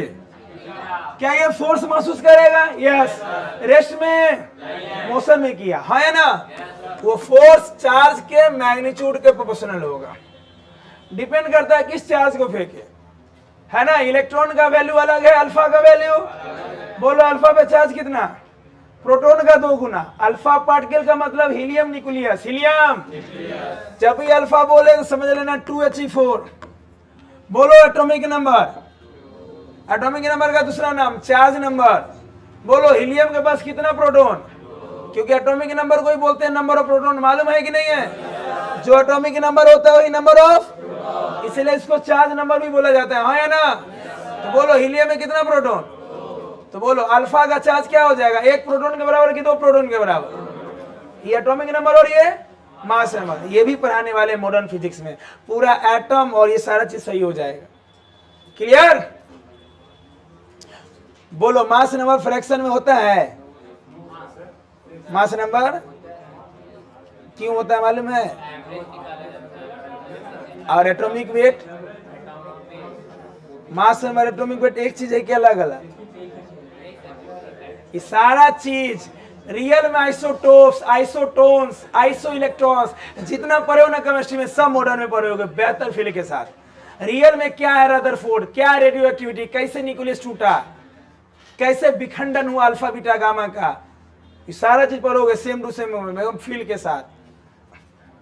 थोड़ा सा अल्फा पार्टिकल इसलिए हम बोले कि यहाँ पे हमको ये बात समझाना पड़ी, नहीं कि अल्फा भी पढ़ा रहे हैं, आप लोग का कोई भरोसा नहीं है, पता चला कि वो हो गया अल्फा हो गया, अल्फा पढ़ना मॉडर्न फिजिक्स में कोई ठीक है जी आप लोग का? आप सुनबे नहीं करिएगा, कल हो गए क्या पढ़ाए थे सर, आप अल्फा पढ़ाए थे। हम तो ये बात समझाने के लिए अल्फा का एग्जाम्पल लिए हैं। बोलो किसका चार्ज ज्यादा, प्रोटॉन का, अल्फा का कि इलेक्ट्रॉन का? अल्फा का। तो जितना चार्ज का मैग्नीट्यूड होगा उतना फोर्स का मैग्नीट्यूड होगा। क्लियर? मतलब अगर किसी मैग्नेटिक फील्ड में चार्ज को प्रोजेक्ट करेंगे, फेंकेंगे, तो उस पर लगने वाला फोर्स चार्ज के मैग्नीट्यूड के डायरेक्टली दूसरा वेलोसिटी के प्रोपोर्शनल। कुछ याद आ रहा है? Coulomb's law. अरे भाई कूलम्स लॉ भी तो ऐसा ही है ना, फोर्स चार्ज के प्रोडक्ट के प्रोपोर्शनल होता है। बोलना नहीं तो माथो हिलाया करो तो हमको लगे कि हाँ ठीक है भाई साहब। वेलोसिटी जितना ज्यादा उतना फोर्स। जिस फील्ड में फेंक रहे हैं, उस फील्ड का मैग्नीट्यूड कितना होगा इस बात पे डिपेंड करता है। अब बताओ फील्ड का मैग्नीट्यूड किस बात पे डिपेंड करेगा? करंट पे, कितना करंट वायर में बह रहा है, हाँ या ना? करंट जितना ज्यादा बहेगा फील्ड उतना उत्पन्न करेगा, और जितना फील्ड प्रेजेंट है उतना ज्यादा फोर्स लगाएगा, हाँ या ना? बोलो ना। फील्ड मतलब किसी बॉडी के चारों तरफ ऐसा एरिया, ऐसा स्पेस, ऐसा रीजन, ऐसा क्षेत्र, ऐसा जगह, ऐसा मैदान जहां तो वो फोर्स लगा सके। और फोर्स जाति वालों पे लगता है, मास है तो मास पे लगाएगा, चार्ज है तो मैग्नेट है तो आदमी है तो कुत्ता है तो आदमी कुत्ता पे लगाएगा वो। अब तू ढेला मार देता अलग बात है। तीनों बढ़ेगा दिमाग में, बढ़ेगा तो भाई मुझे अभी से छुट्टी तक बहुत ज्यादा एनर्जी, इतना एनर्जी काम नहीं चलेगा, झोंक दो, पागल हो जाओ एकदम पढ़ने में। चार्ज ज्यादा तो फोर्स निकाल दो एनर्जी पूरा, जितना खा गया सब यहाँ पे यूज करो एकदम। जितना ज्यादा वेलोसिटी उतना ज्यादा, जितना ज्यादा फील्ड उतना ज्यादा, हाँ या ना?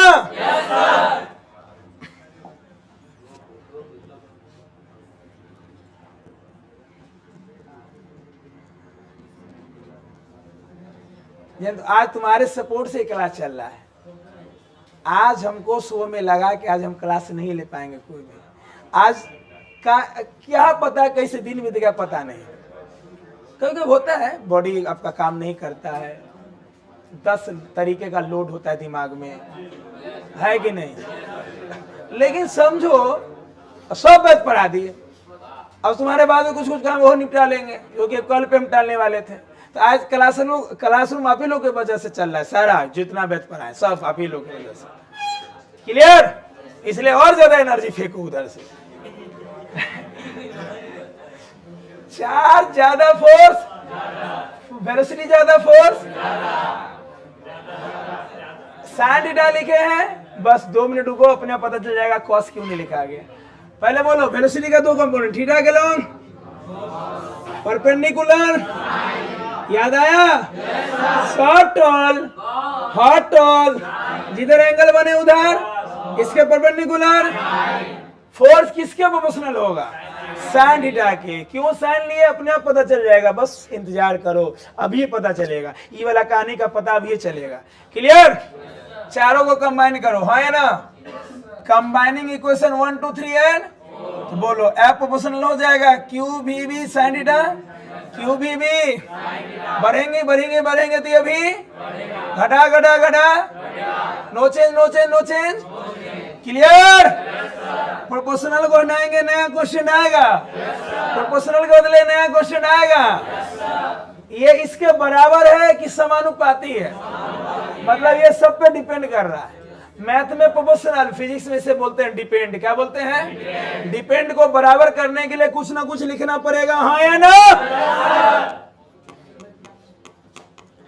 के मीडियम के लिए एक ले लो, मान लो एयर में मीडियम के लिए क्या ले लो कि करंट कैरिंग वायर के द्वारा जो फील्ड उत्पन्न है वो हवा में है। कहाँ है वो? जब वायर अभी हवा में, पानी के अंदर भी तो रख सकते हैं, बोलो गिलास के अंदर भी तो रख सकते हैं।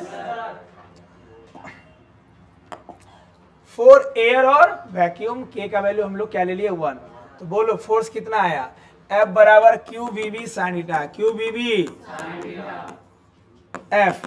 चार्ज तो स्केलर है, चार्ज देखो साइन है, वेलोसिटी वेक्टर है, वेलोसिटी फील्ड भी, तो साइन के बदले क्रॉस आएगा।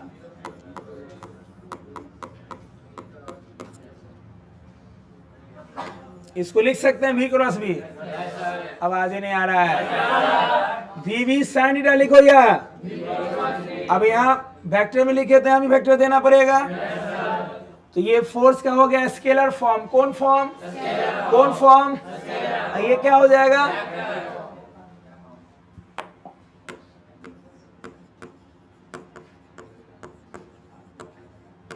यहां से सिर्फ मैग्नीट्यूड का पता चलेगा। इसे हम बोल दिए 2 कूलम के चार्ज को फेंके 10 टेस्ला के फील्ड में, फील्ड को टेस्ला में मापते हैं। किस में मापते हैं? निकाल भी सकते हो यहां से, देखो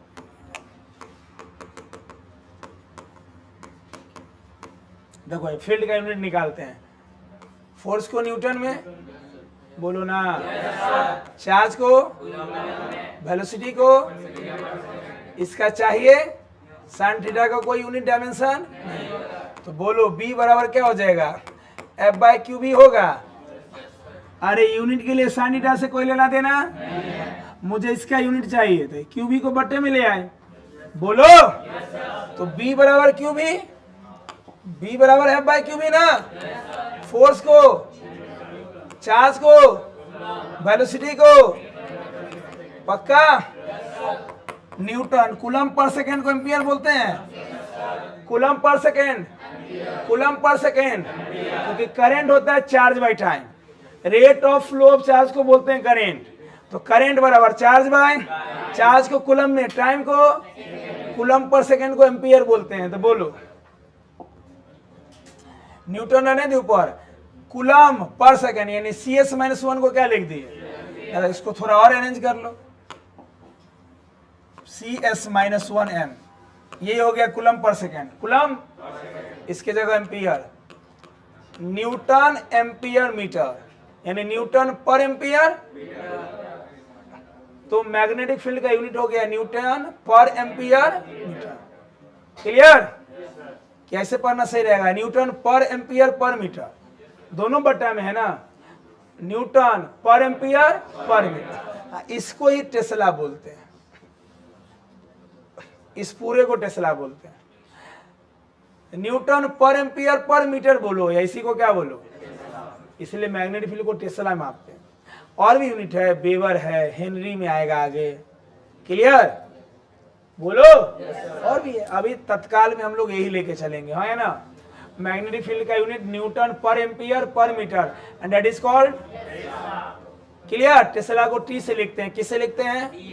बहुत बड़ा नाम है, अच्छे से बोलना है। ये वो नाम है जो तुम्हारे घर में सब आज चल रहा है बढ़िया से। ट्रांसफार्मर नहीं बनता तो सब आज डीसीए करंट रहता है। हर घर में आज भी बिजली नहीं पहुंचा, इतना महंगा रहता है कि मत पूछो। पहला ना दुनिया में डेवलप नहीं हो पाता, क्योंकि इलेक्ट्रिसिटी की वजह से चीजें आई। कारखाना जो मजदूरों को रोजगार दे रहा है किस पे चल रहा है भाई? कुछ भी। आज एक से एक मशीन है, चटनी बनाने का मशीन, बिस्किट बनाने का मशीन, ये बनाने का मशीन, सब किस पे दौड़ रहा है? इलेक्ट्रिसिटी पे। क्लियर? टेस्ला बाबा की।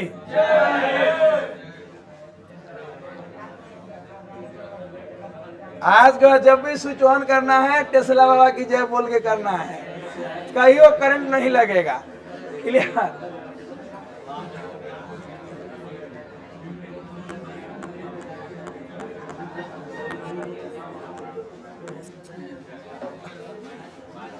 अरे पार्क में आया है रे, केवल पानी पीने जाता है, 1 घंटा पानी नहीं पिएंगे तो क्या होगा? अजीब आदमी। हम अच्छा हमको देखे हो बहुत कम, कभी कभी 1 घूंट मारते पानी पहले। अरे देखो वही बात ना, जब मेरे सामने इतना पानी पीता है, घर में पढ़ता होगा 1 घंटा 4 और पानी पीता होगा ऐसे। कुछ पढ़ रहे हैं, मान लो कुछ भी पढ़ रहे हैं, कुछ भी करंट इलेक्ट्रिसिटी का डिफिनेशन पढ़ रहे हैं, rate of change of total charge through an area is called current. तो थोड़ा पानी पी लेते हैं। अरे भाई तो 1 घंटा पढ़ने में इतना और पानी इसलिए तो बोतल ना एक प्रकार का गंदो चीज है, बोतल नहीं रहेगा तो पानी भरल नहीं रहेगा। आप तो कम से कम अगर आपका 1.5 घंटे का शेड्यूल है पढ़ने का, 1.5 घंटे का शेड्यूल है पढ़ने का, बहुत हुआ। अभी नहीं कि हर शेड्यूल में पानी पीना है, नहीं तो 1-2 घोट बहुत हो गया, एक के बार जो पीना पी लो, बार बार नहीं।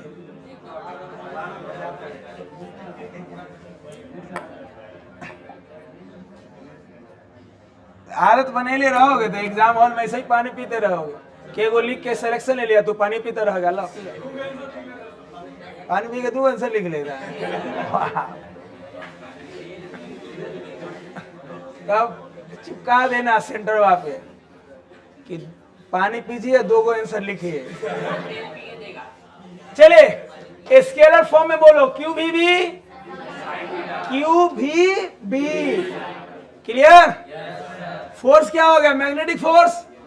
अच्छा मैग्नेटिक फोर्स को एफ से भी लिख सकते हैं, एफएम से भी और एफबी से भी, तीनों में से कोई लिखा हुआ रहेगा इस चैप्टर में, समझ लें मैग्नेटिक फोर्स। एफ हो गया फोर्स, चूंकि इस चैप्टर में पढ़े तो मैग्नेटिक फोर्स है ना। एफएम मतलब मैग्नेटिक, एफबी मतलब यानी force due to magnetic field, force due to F M F B, ये सब मैग्नेटिक फोर्स हो गया, है ना।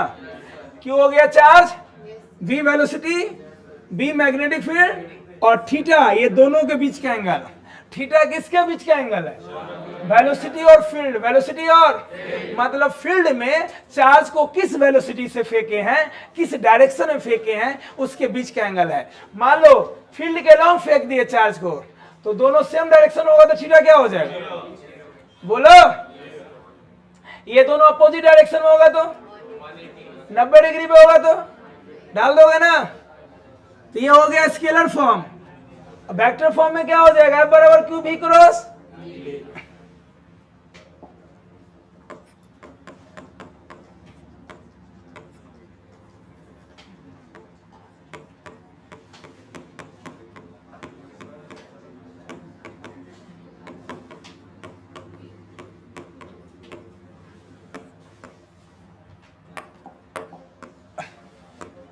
चलो बताओ ये फोर्स 0 कब कब होगा और मैक्सिमम कब कब होगा? लिखवाओ जल्दी।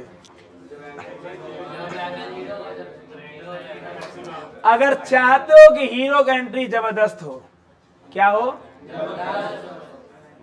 हीरो की एंट्री पे फिल्म में बहुत ज्यादा खर्चा होता है, मालूम है ना?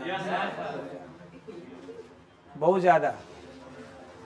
अभी सिंघम का रिटर्न्स आ रहा है, उसमें हीरो की एंट्री में बहुत ज्यादा खर्चा हो रहा है। क्या है? हीरो का एंट्री मेन है। ये साइकिल पे एंट्री होगा कि मारपीट में एंट्री होगा कि गुंडा घेर ले, हीरो सीधा आसमाने से कूद गया, सब बोला कौन है कौन है? बोला मैं चंडालों का चंडाल हूँ, मैं गरीबों का मसीहा हूँ। तब धूम धड़ाम होता है कि नहीं?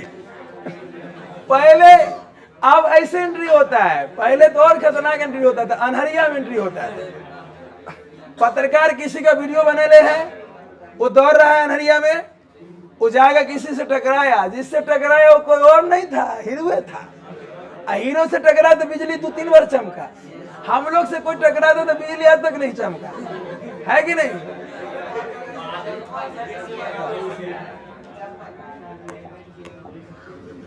चलो पहला कंडीशन, फोर्स जीरो कब होगा? जब चार्ज जीरो हो या न्यूट्रल हो। वो न्यूट्रल में फोर्स लगेगा। जब क्यू जीरो हो, मतलब बॉडी हो उसमें चार्ज ना हो, बोलो ना। या न्यूट्रल हो, बोलना। तो फोर्स क्या होगा? जीरो। दूसरा, जब भी मतलब बॉडी रेस्ट में हो, चार्ज रेस्ट में हो, मतलब भी जीरो हो, क्योंकि रेस्ट वाले चार्ज में मैग्नेटिक फील्ड का कोई force. Magnetic field electric field से इसलिए अलग है कि इलेक्ट्रिक फील्ड रेस्ट में भी लगाता है और मैग्नेटिक फील्ड का फोर्स हमेशा लगता है मोशन में। इसलिए अगर चार्ज रेस्ट में होगा, कहां होगा? तो इसका मतलब वेलोसिटी क्या है? अच्छा, वेलोसिटी जीरो है तो फोर्स क्या होगा? जीरो। तीसरा, जब फील्ड प्रेजेंट ना हो, आप मैग्नेटिक फील्ड में फेंकोगे तब ना वो फोर्स एक्सपीरियंस करेगा। चार्ज तो पहले भी मोशन में था, लेकिन वहां मैग्नेटिक फील्ड का कोई बात।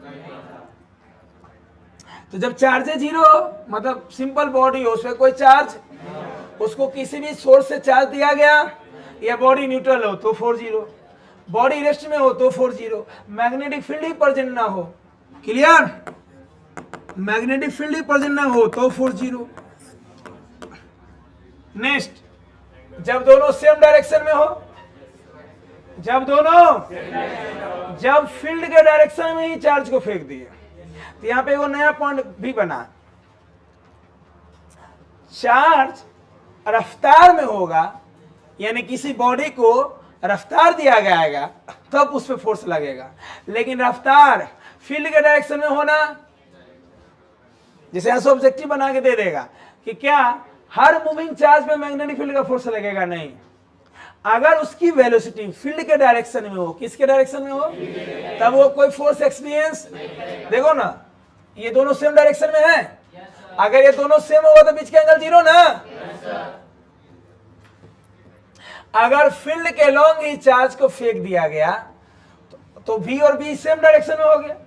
V और B, तो बोलो साइन जीरो या अपोजिट भी?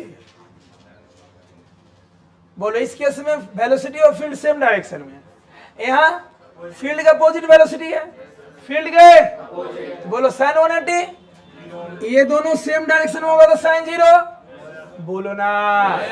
और अपोजिट होगा तो साइन 180, जीरो पे भी 180 पे भी।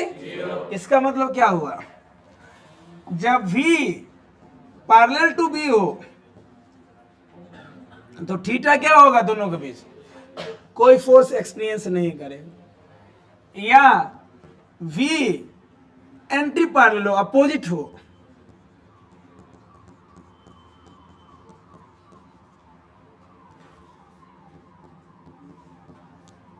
तो theta 180, theta force max zero, यानी फोर्स इस सारे केस में जीरो होगा। जब चार्ज जीरो हो, मतलब बॉडी हो उस पर चार्ज ना हो, या बॉडी न्यूट्रल हो तो फोर्स जीरो, रेस्ट होगा तो जीरो, मैग्नेटिक फील्ड ही नहीं रहे तो जीरो, या V और B पैरेलल हो या एंटी पैरेलल हो तो भी, हाँ है ना।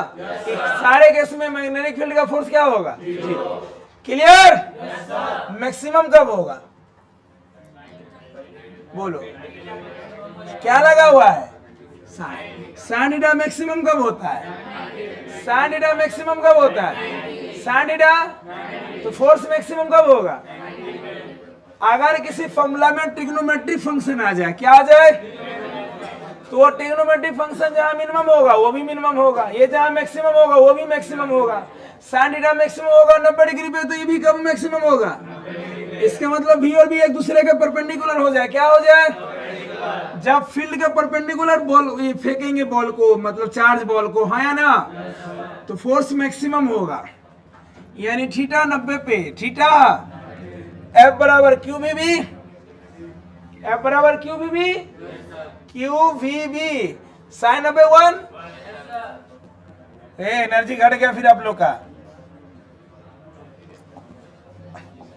F बराबर क्यू बी बी, अगर ये दोनों परपेंडिकुलर रहेगा तो साइन 90 ना, साइन 90। F बराबर and that is maximum force, that is जब फील्ड के परपेंडिकुलर हो वेलोसिटी या वेलोसिटी के परपेंडिकुलर फील्ड हो तो वो मैक्सिमम फोर्स एक्सपीरियंस करेगा, हाँ या ना? ये हम लोग मैग्नीट्यूड का बात कर रहे थे। किसका बात कर रहे थे? फोर्स है तो मैग्नीट्यूड भी होगा और डायरेक्शन के लिए यहाँ पे आएगा क्रॉस प्रोडक्ट। क्या आएगा? हमें क्रॉस प्रोडक्ट आना, थोड़ा सा हाथ घुमाना आना, राइट हैंड थंब रूल पढ़े हो कि अगर दो वेक्टर का डायरेक्शन निकालना हो तो पहले वेक्टर पे अपने दायां हाथ इस प्रकार रखो कि दूसरे की ओर मोड़ो तो अंगूठा उसके रिजल्ट का डायरेक्शन बताएगा, हाँ या ना? तो आइए 2 मिनट में हम लोग क्रॉस प्रोडक्ट का रिवीजन कर लेते हैं, तभी हम समझ पाएंगे इसका डायरेक्शन, हाँ या ना? क्यों जरूरत पड़ा है क्रॉस प्रोडक्ट का? देखो F बराबर स्केलर फॉर्म में मैग्नीट्यूड में क्यू भी साइन थीटा, क्यू भी बउआ पूछने लगेंगे तो समझ लेना, कहां ध्यान है? F बराबर क्यू भी और वेक्टर फॉर्म में F वेक्टर बराबर क्यू ब्रैकेट में V क्रॉस। बोलो फोर्स के डायरेक्शन किससे निकालेंगे? V क्रॉस B से। जिधर V क्रॉस B का डायरेक्शन आएगा, जिधर V क्रॉस उधर ही किसका डायरेक्शन होगा? क्योंकि चार्ज तो स्केलर है ना। यदि चार्ज पॉजिटिव होगा, यदि चार्ज तो उस पर लगने वाला फोर्स उसी डायरेक्शन में होगा जिधर V क्रॉस B होगा। अगर चार्ज क्या होगा? चार्ज क्या होगा? तो बोलो ना यार, चार्ज क्या होगा? तो फोर्स का डायरेक्शन किस डायरेक्शन में होगा? और अगर निगेटिव होगा तो एकदम झोंक दीजिए, झोंक दीजिए, आइए आइए झोंकिए, आइए आइए झोंकिए।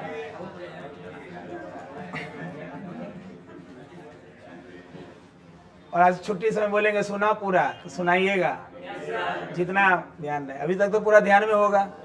बोलो सिंपल ऐसे शुरू कर देना कि जब किसी करंट कैरिंग वायर के नजदीक किसी चार्ज को रेस्ट में रखते हैं तो वो कोई इलेक्ट्रिक फील्ड के कारण फोर्स महसूस नहीं करता है। जब इसे रफ्तार देते हैं तो फोर्स महसूस करता है और साइंटिस्ट को पता नहीं चला कि हो क्या रहा है। बाय परफॉर्मिंग पता चला कि यार ये नया फील्ड है, इलेक्ट्रिक फील्ड जैसा, क्योंकि इलेक्ट्रिक फील्ड रेस्ट में भी फोर्स लगाता है। और इसे कंपेयर किया गया मैग्नेटिक नीडल के साथ। किसके साथ? कि अगर किसी करंट कैरिंग वायर के नजदीक कोई मैग्नेटिक नीडल रखते हैं तो डिफ्लेक्ट करता है। इसका मतलब है कि करंट कैरिंग वायर के द्वारा मैग्नेटिक फील्ड वहां प्रेजेंट है। इसका मतलब ठीक वही प्रेजेंटेशन वहां पे है। करंट कैरिंग वायर अपने चारों तरफ हमेशा मैग्नेटिक फील्ड उत्पन्न कर रहा है। उसमें कोई मैग्नेटिक नीडल को रखो या कोई चार्ज को रफ्तार में रखो, वो फोर्स महसूस करता है। क्या करता है? वो फोर्स जो महसूस करता है वो चार्ज पे डिपेंड करता है, वेलोसिटी पे डिपेंड करता है, फील्ड पे डिपेंड करता है और फील्ड और वेलोसिटी के बीच के एंगल पे डिपेंड करता है। क्यू भी स्केलर फॉर्म में हो जाएगा, क्यू भी वेक्टर फॉर्म में हो जाएगा, क्यू भी क्रॉस 4 0 कब होगा? जब चार्ज ना हो, न्यूट्रल हो, फील्ड ना हो, बॉडी रेस्ट में रहे, या फील्ड और वेलोसिटी सेम डायरेक्शन में हो, या मैक्सिमम कब होगा? 90 डिग्री पे, हाँ या ना? ऐसा सुना देना। क्लियर? डायरेक्शन मैग्नीट्यूड का तो क्लियर हो गया। मैग्नीट्यूड का नाम से निकालेंगे क्यू भी साइन थीटा से। बोलो ना डायरेक्शन के लिए किस पे ध्यान देंगे? V और V में। अरे पूरे फार्मूला में वेक्टर कौन है? V और जो इसका डायरेक्शन होगा ना इसका डायरेक्शन होगा। अगर ये पॉजिटिव होगा तो फोर्स का डायरेक्शन किधर? V और B के डायरेक्शन में। V और निगेटिव होगा तो अपोजिट, निगेटिव होगा तो अब V क्रॉस B क्या होगा? जैसे A क्रॉस B होता है, हाँ या ना? दरअसल वेक्टर में 2 प्रोडक्ट होता है, थोड़ा सा सुन लो ताकि आप कनेक्ट कर पाओ चीजों को। जैसे वर्क जो होता है वो 2 वेक्टर का स्केलर प्रोडक्ट होता है। जैसे किसी बॉडी पे हम फोर्स लगाएं, अगर डिस्प्लेसमेंट उसी डायरेक्शन में हुआ तो हम बोल सकते हैं क्या ये फोर्स के द्वारा वर्क डन हुआ? हाँ। अरे हम जिधर फोर्स लगाए उधरे डिस्प्लेसमेंट हुआ तो वर्क डन हुआ कि नहीं हुआ? आपको जो बोल रहे हैं वो अच्छे से सुन रहे हैं, मतलब मेरा काम आप पे हो रहा है, मेरा एनर्जी आप पे ट्रांसफर हो रहा है। हम बोले बउआ आओ तो चलने लगा उल्टा, तो निगेटिव काम हो रहा है कि नहीं? इसलिए वर्क क्या होता है? फोर्स और डिस्प्लेसमेंट का प्रोडक्ट, फोर्स और फोर्स भी वेक्टर है, बोलो। और डिस्प्लेसमेंट भी। यहाँ दो वेक्टर मिलके हमें जो रिजल्ट दिया उसमें सिर्फ वैल्यू है, उसमें कोई डायरेक्शन, इसलिए वर्क जो होता है वो दो वेक्टर का स्केलर प्रोडक्ट होता है। दो वेक्टर का ऐसे हम लोग डॉट से डिनोट करते हैं। किससे डिनोट करते हैं? डॉट से। इसीलिए scalar product co dot product बोलते हैं। क्या बोलते हैं? क्या बोलते हैं? इसलिए डॉट के बदले क्या आता है? Cos theta. डॉट के बदले वर्क का मेन फॉर्मूला कौन है? ये वाला कि ये वाला? नीचे वाला ना। ये मेन फॉर्मूला थोड़ी है, ये तो समझाने के लिए लिए था, है ना। वर्क डन क्या होता है? फोर्स और डिस्प्लेसमेंट का डॉट प्रोडक्ट। फोर्स और डिस्प्लेसमेंट का डॉट माने इसका रिजल्ट आता है स्केलर, इसलिए इसको स्केलर प्रोडक्ट भी कहा जाता है। जब दो वेक्टर का प्रोडक्ट सिर्फ वैल्यू दे, अमाउंट दे, मैग्नीट्यूड दे, उसको डायरेक्शन से कोई लेना देना, ऐसे प्रोडक्ट को हम लोग स्केलर प्रोडक्ट बोलते हैं। क्योंकि उसे डॉट से डिनोट करते हैं, इसलिए उसको डॉट प्रोडक्ट भी कहा जाता है, हाँ ना। जब दो वेक्टर का प्रोडक्ट मैग्नीट्यूड भी दे और तो उसे हम लोग बोलते हैं वेक्टर प्रोडक्ट। क्या बोलते हैं? जैसे टॉर्क होता है आर क्रॉस एफ। क्या होता है? जैसे दरवाजा का जो लेंथ हो गया वो हो गया आर वेक्टर। दरवाजा का लेंथ क्या हो गया? और आप जो फोर्स लगाए, फोर्स, क्या दोनों मिलके दरवाजा को घुमा दिया? क्या दोनों मिलके दरवाजा को घुमा दिया? अभी छुट्टी होगा तो दरवाजा का लेंथ, दरवाजा ऐसे है, उसका लेंथ इस डायरेक्शन में, आप फोर्स ऐसे लगाओगे तभी तो नाचेगा, बोलो। तो देखो ये अलग डायरेक्शन में है, देख लो पीछे, नहीं दिख रहा है यहाँ तो पीछे देखो। क्या दरवाजा का लेंथ इस डायरेक्शन में है? मेरा फोर्स ऐसे है, दरवाजा घूम गया नई डायरेक्शन। बताओ दरवाजा किधर घुमा? जिधर लेंथ है उधर, जिधर मेरा फोर्स है उधर, कि नए डायरेक्शन में? क्लियर?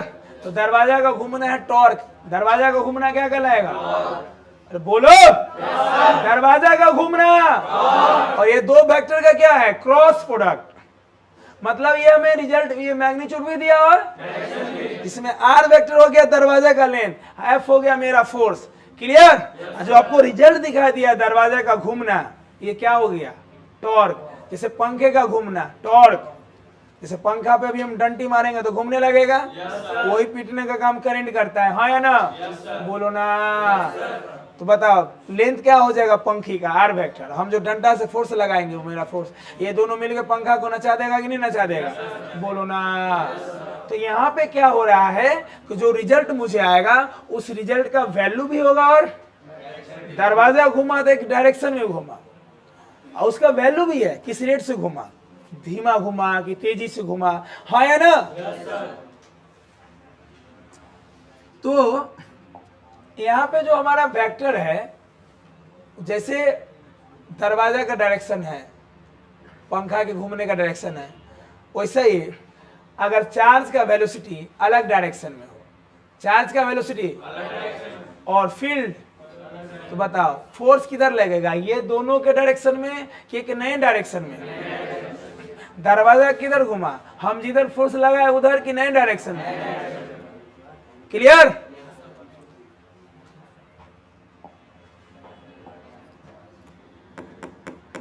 याद करिए ए क्रॉस बी,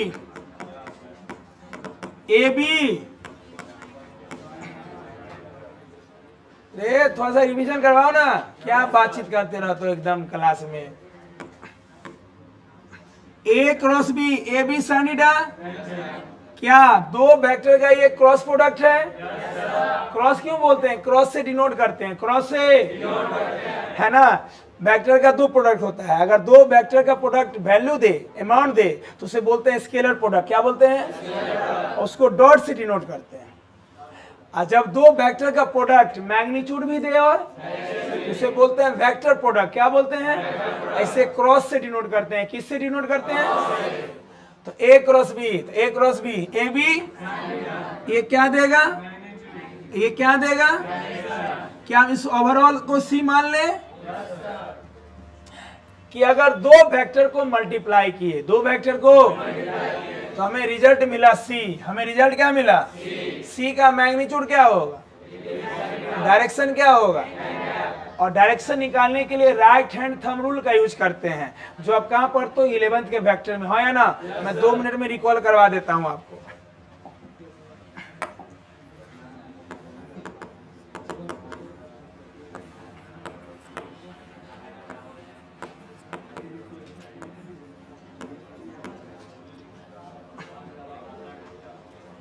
ए किधर है?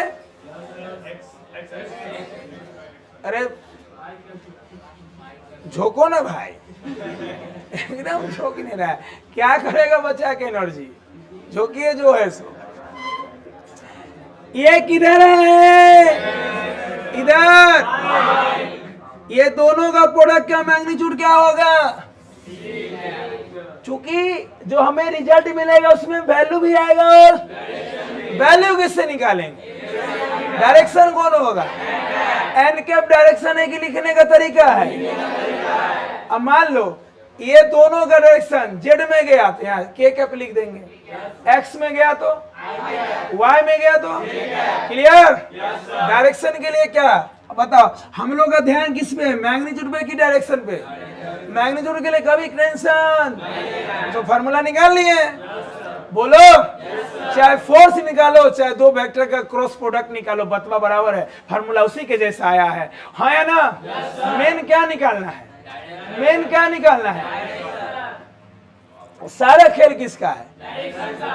पढ़ाई में भी सारा खेल किसका है? अगर अभी से सही डायरेक्शन में पढ़ाई कर ले तो पीछे जो भी पाप किए वो पुण्य में, लेकिन अभी से डायरेक्शन सही होना कि महा सही होना चाहिए, क्योंकि सारा खेल डायरेक्शन का है। अगर अभी से रेगुलर क्लास करते हुए घर पे 8 से 9 घंटा डेली सेल्फ स्टडी कर ले, सारे पाप सब अच्छा। चलिए, इसका वैल्यू होगा ए बी सनीडा। इसे मान लो बीच का एंगल 90 डिग्री है। बोल, वेक्टर ए का मैग्नीट्यूड है 4, बोलो ना। अब बी का मैग्नीट्यूड कुछ और ले लो तो बोलो, क्रॉस प्रोडक्ट क्या होगा? अगर आपको ए बी अब बीच का एंगल मालूम है तो वैल्यू निकाल लोगे। वैल्यू से कोई टेंशन, डायरेक्शन से टेंशन है। डायरेक्शन के लिए एक से एक नियम है, पहले जो पुराना नियम है उसको फॉलो करेंगे, तब नया नियम सीखेंगे, हाँ या ना। अपने दाएं हाथ को, अपने जैसे हमको ए और बी का डायरेक्शन निकालना है, अपने दाएं हाथ को कहां रखो? पहले वेक्टर पे, और दूसरे की ओर मोड़ो। अंगूठा किधर गया? इसका मतलब है जेड को किससे डिनोट करते हैं? बोलो, ए और बी का जो रिजल्ट आएगा वो ए के डायरेक्शन में होगा, बी के डायरेक्शन में कि नए डायरेक्शन में? ये ठीक वैसे ही है जैसे दरवाजा घूम रहा है, हाँ या ना। लेन किसी और डायरेक्शन में, फोर्स घुमा। क्लियर? ए किसी और डायरेक्शन में, बी रिजल्ट, हाँ या ना। ये सिर्फ पढ़ने के लिए कि प्रैक्टिकली ऐसा एग्जिस्ट हो रहा है? अब प्रैक्टिकल में समय बचाने के लिए नियम लाया गया, हाँ या ना। क्योंकि हर जगह प्रैक्टिकल किया, लेकिन हर जगह नियम लगाया। ये नियम कौन लाया? जो प्रैक्टिकल किया, हाँ या ना। क्या हम ये नियम के बिना भी डायरेक्शन निकाल सकते हैं? हाँ भाई, दरवाजा घुमाते रहो, दरवाजा घुमाओ, आंसर पाओ, दरवाजा घुमाओ, लेन अलग डायरेक्शन में, फोर्स घुमा। दरवाजे का उस डायरेक्शन में घूमना जरूरी है कि महा जरूरी है? मान लो जिधर फोर्स लगाया दरवाजा उधर घूमने लगा, मुंह कान नहीं, आप ऐसे लगा, ऐसे घूम गया तो गए ना आप। है लेंथ ऐसे, फोर्स घुमा ऐसे, बोलो घूमता है या तो एंटी क्लॉक या क्लॉक, बोलो ऐसे घूमना जरूरी है कि महा जरूरी है? ऐसे घूमना अच्छा लगता है कि बहुत अच्छा लगता है? क्लियर? तो ये जितना भी डायरेक्शन में हम लोग हाथ घुमाते हैं, ये हाथ घुमाने आपको कोई बोला? आप अपना आसानी के लिए, समय बचाने के लिए नियम को फॉलो करते हैं। आपको कोई फोन करके बोला है जी हाथ घुमाइए? मैंने बोला है कोई आपको? आगे इसमें और भी डायरेक्शन पढ़ेंगे। कोई फोन किया है, मैसेज किया है कोई आपको? आप अपने आसानी के लिए क्या करते हो? नियम को फॉलो करते हो, है ना? मान लो जो नियम दिया है, कल होके बोल दे कि मेरा नियम नहीं लगाओगे तो हम लोग नहीं लगाएंगे, हो देखो नहीं करेंगे उसका नियम पे, बहुत दिन दरवाजा घुमाएंगे, क्या बोल रहे हो यार, है ना? क्लियर? ये डॉट क्या है?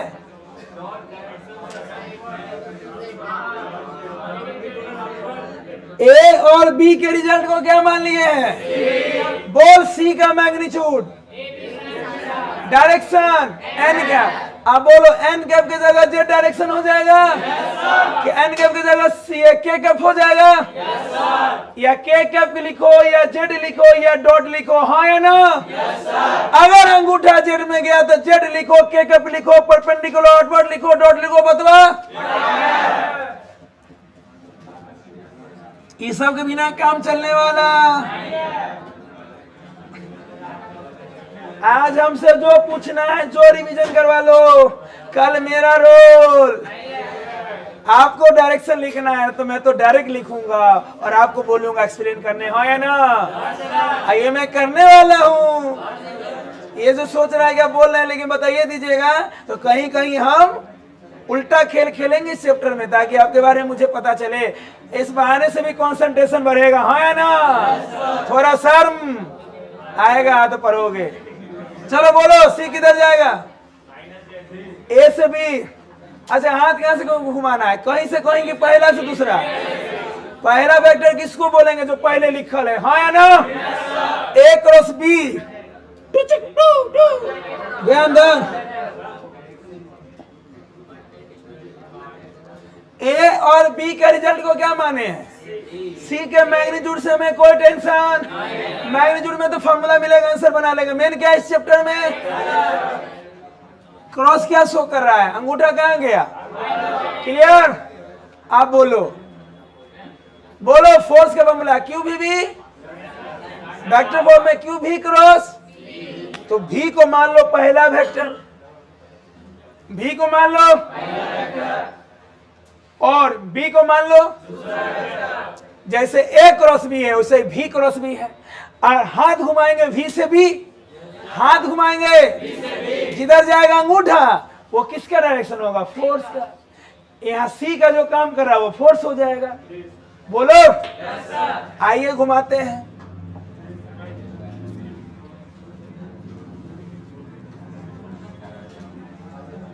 मान लो चार्ज पॉजिटिव है, ध्यान रखना है। मान लो चार्ज पॉजिटिव है तो अंगूठा जिधर घूमेगा वही डायरेक्शन होगा फोर्स का, और निगेटिव होगा तो उसका उल्टा हो जाएगा, हाँ या ना? चार्ज है, बोलो, वेलोसिटी इधर है, फील्ड का डायरेक्शन अपने पकड़ो। बोलो फील्ड किधर है? जेड में, फील्ड जेड में है। वेलोसिटी किधर? फील्ड। बोलो फोर्स किधर लगेगा? वी। अपने दाएं हाथ को ऐसे रखना है कि दूसरे वेक्टर की ओर घुस के हाथ की मुड़े घुस के। जैसे देखो वी है ऐसे, अब फील्ड है ऐसे, हाथ ऐसे रखोगे तो नहीं होगा।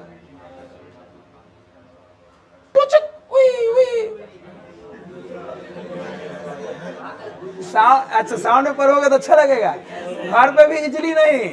हाथ घुमाइए, कुछ साउंड मारिए जिसे एकदम आदत बना रहेगा। वी क्रॉस, अंगूठा कहाँ गया? बोलो फोर्स किधर लगा? जिधर अंगूठा जाएगा। जैसे पहले ए क्रॉस बी का रिजल्ट क्या था? सी। ए क्रॉस बी का रिजल्ट, तो यहाँ वी क्रॉस बी का रिजल्ट फोर्स। हमें फोर्स के मैग्नीट्यूड से कोई टेंशन, आराम से निकालेंगे। F बराबर क्यू भी, F बराबर क्यू भी। डायरेक्शन के लिए क्या करेंगे? हाथ कहां से कहां घुमाएंगे? V से जिधर अंगूठा जाएगा वही फोर्स का डायरेक्शन होगा। सही है? बोल, अगर इसी क्वेश्चन में चार्ज का वैल्यू निगेटिव रहता तो ये एरो कहां चला जाता? हाथ वैसे ही घुमाना है, अंतिम मोमेंट में चेंज कर देंगे, हाँ या ना?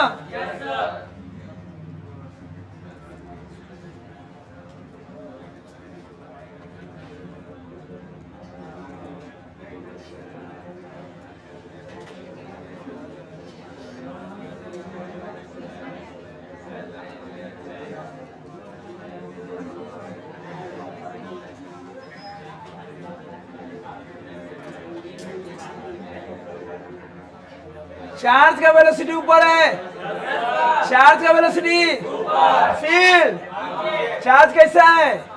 बोलो किधर लगा फोर्स? बताइए बताइए, फोर्स फोर्स फोर्स फोर्स का डायरेक्शन किधर? V v. हाथ किधर? पहला वेक्टर किधर है? हाथ किधर? दूसरा जेड में है, बी क्रॉस बी। अगर प्लस रहता तो इधर माइनस है तो पलटी मार देंगे।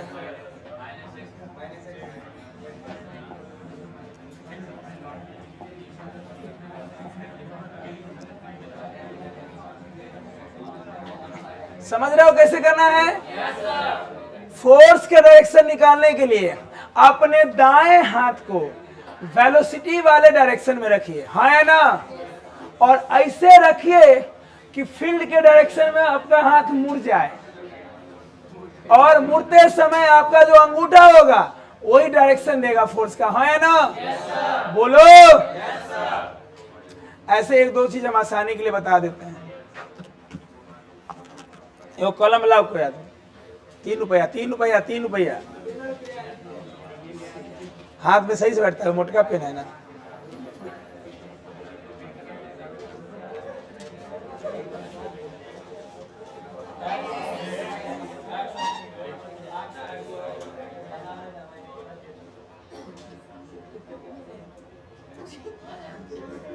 सब एग्जाम हॉल में बउआ बहुत प्रकार के स्टूडेंट होते हैं। एगो है कि मूरी गोता, 2 घंटा बाद उठाता है मूरी, पूरा लिखी के ना, ओकरा प्यास लगता है क्योंकि सब शुरू से मालूम है उसको। एक दिशे से वो नंबरों चेंज नहीं करता है, सीक्वेंस में लिखता है वो, उसको नंबर चेंज भी गोता पर पहले धके। उसको कभी 3 घंटा चाहे वो बोर्ड में बैठे चाहे कंपटीशन में बैठे, क्योंकि पूरा क्लियर है उसको, एक एक लाइन। क्योंकि क्लास में बहुत कंसंट्रेशन से पढ़ा था वो, घर पे भी वर्क किया, क्लियर। जिसको नहीं याद है ना वो का प्यासो लगता है। 5 मिनट जाएगा एग्जाम हॉल में 3 बार बाहर, देखेगा कौन कैसे लिख रहा है, झांकेगा इन्ने उन्ने। उसके लिए 3 घंटा 300 घंटा के बराबर होता है, समय नहीं कट रहा है, क्लियर। इशारा में हम बहुत सारा चीज बोल दिए कि कलम वहां चलेगा बहुत अच्छे से जब पढ़ाई बढ़िया से करके जाओगे। और उसको ना टेंशन नहीं रहता है कि कल एग्जाम है तो रात में पढ़ना है। वो 10 दिन पहले ही क्लियर कर ले सब कुछ, 10 दिन तो अंत में वो फिर से 2-3 बार पढ़ लेता है, क्लियर। इसलिए 10th वाला एग्जाम नहीं समझना है कि रात में पढ़ ले तो 10 CGP हो गया, 3 रात में मार दिए 30 CGP। 12th है, यहाँ जो पढ़ के जाओगे वो चीज को ऐसे घुमा देगा, तो बढ़िया से पढ़ ले रहोगे तो घुमाइयो देगा तो पकड़ लोगे। वो ऐसे से है, बताए थे सर क्लास में ऐसे से, क्लियर। यहाँ हर पॉइंट में डेरिवेशन ही पूछेगा, 10th वाला नहीं है कि खाली डिफिनेशन मार दिया। इसलिए पढ़िए, जवाब देने के लिए कलम में ताकत चाहिए, ताकत आएगा नॉलेज से। सुन रहे हो? तुम्हारे रिजल्ट पे कोई शक न करे, ऐसा पढ़ो। वो ले आता है, अरे तो लगता है कुछ गड़बड़ है, तब तुम लाओगे तो रियल रिजल्ट दुनिया के सामने होगा, है ना। देखो एक वेक्टर एक्स में होगा और एक, तो अंगूठा किधर जाएगा? जेड में। देखो आप बिना कलम का भी देख सकते हैं, आप देखिए, घुमाइए ना, आपको हाथ घुमाना आना चाहिए। मान लो वो वेक्टर एक्स में और एक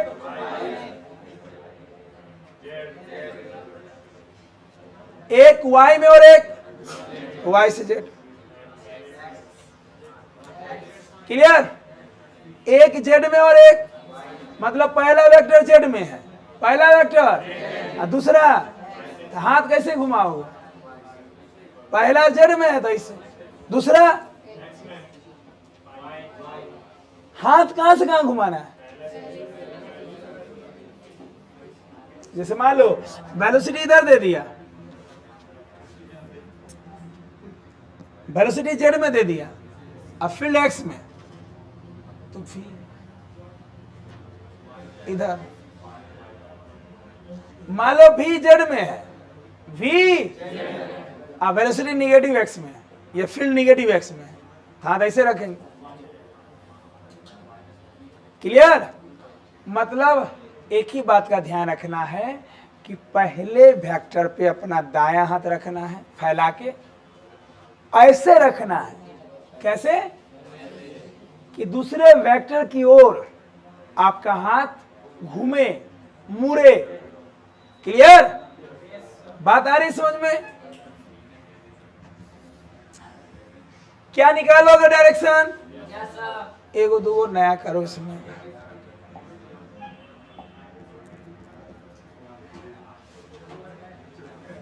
ऐसे इसका एक नियम और है, याद है? लूप रूल, झपना लॉ, डायरेक्शन निकालने के लिए। याद है? आई क्रॉस जे, आई क्रॉस जे, के क्रॉस आई, के क्रॉस आई, के क्रॉस आई, जे ना होगा, आई क्रॉस के ना माइनस जे होगा। क्लियर? जे क्रॉस के, जे क्रॉस आई। अगर हाथ नहीं घुमाना है तो एक नियम और है, याद है?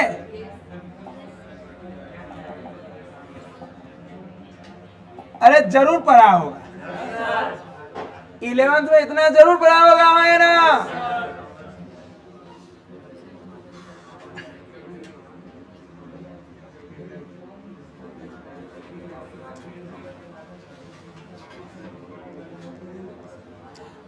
अगर दो वेक्टर किसी भी डायरेक्शन में हो, पहला एक्स में दूसरा वाई में, क्लियर?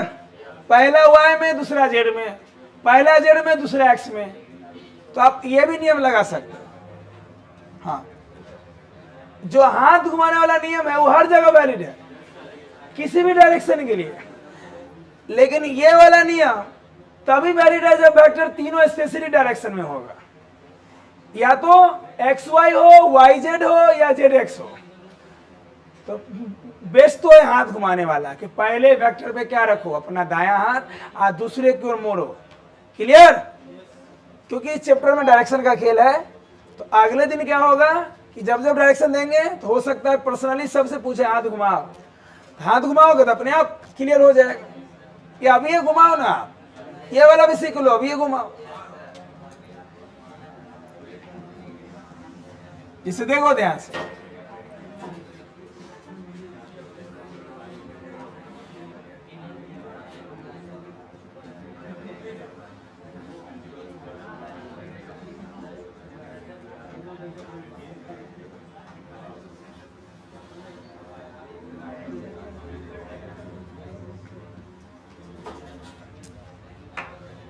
अगर मान लो दो वेक्टर, पहला एक्स में है, तो एक्स के लिए क्या लिखते हैं?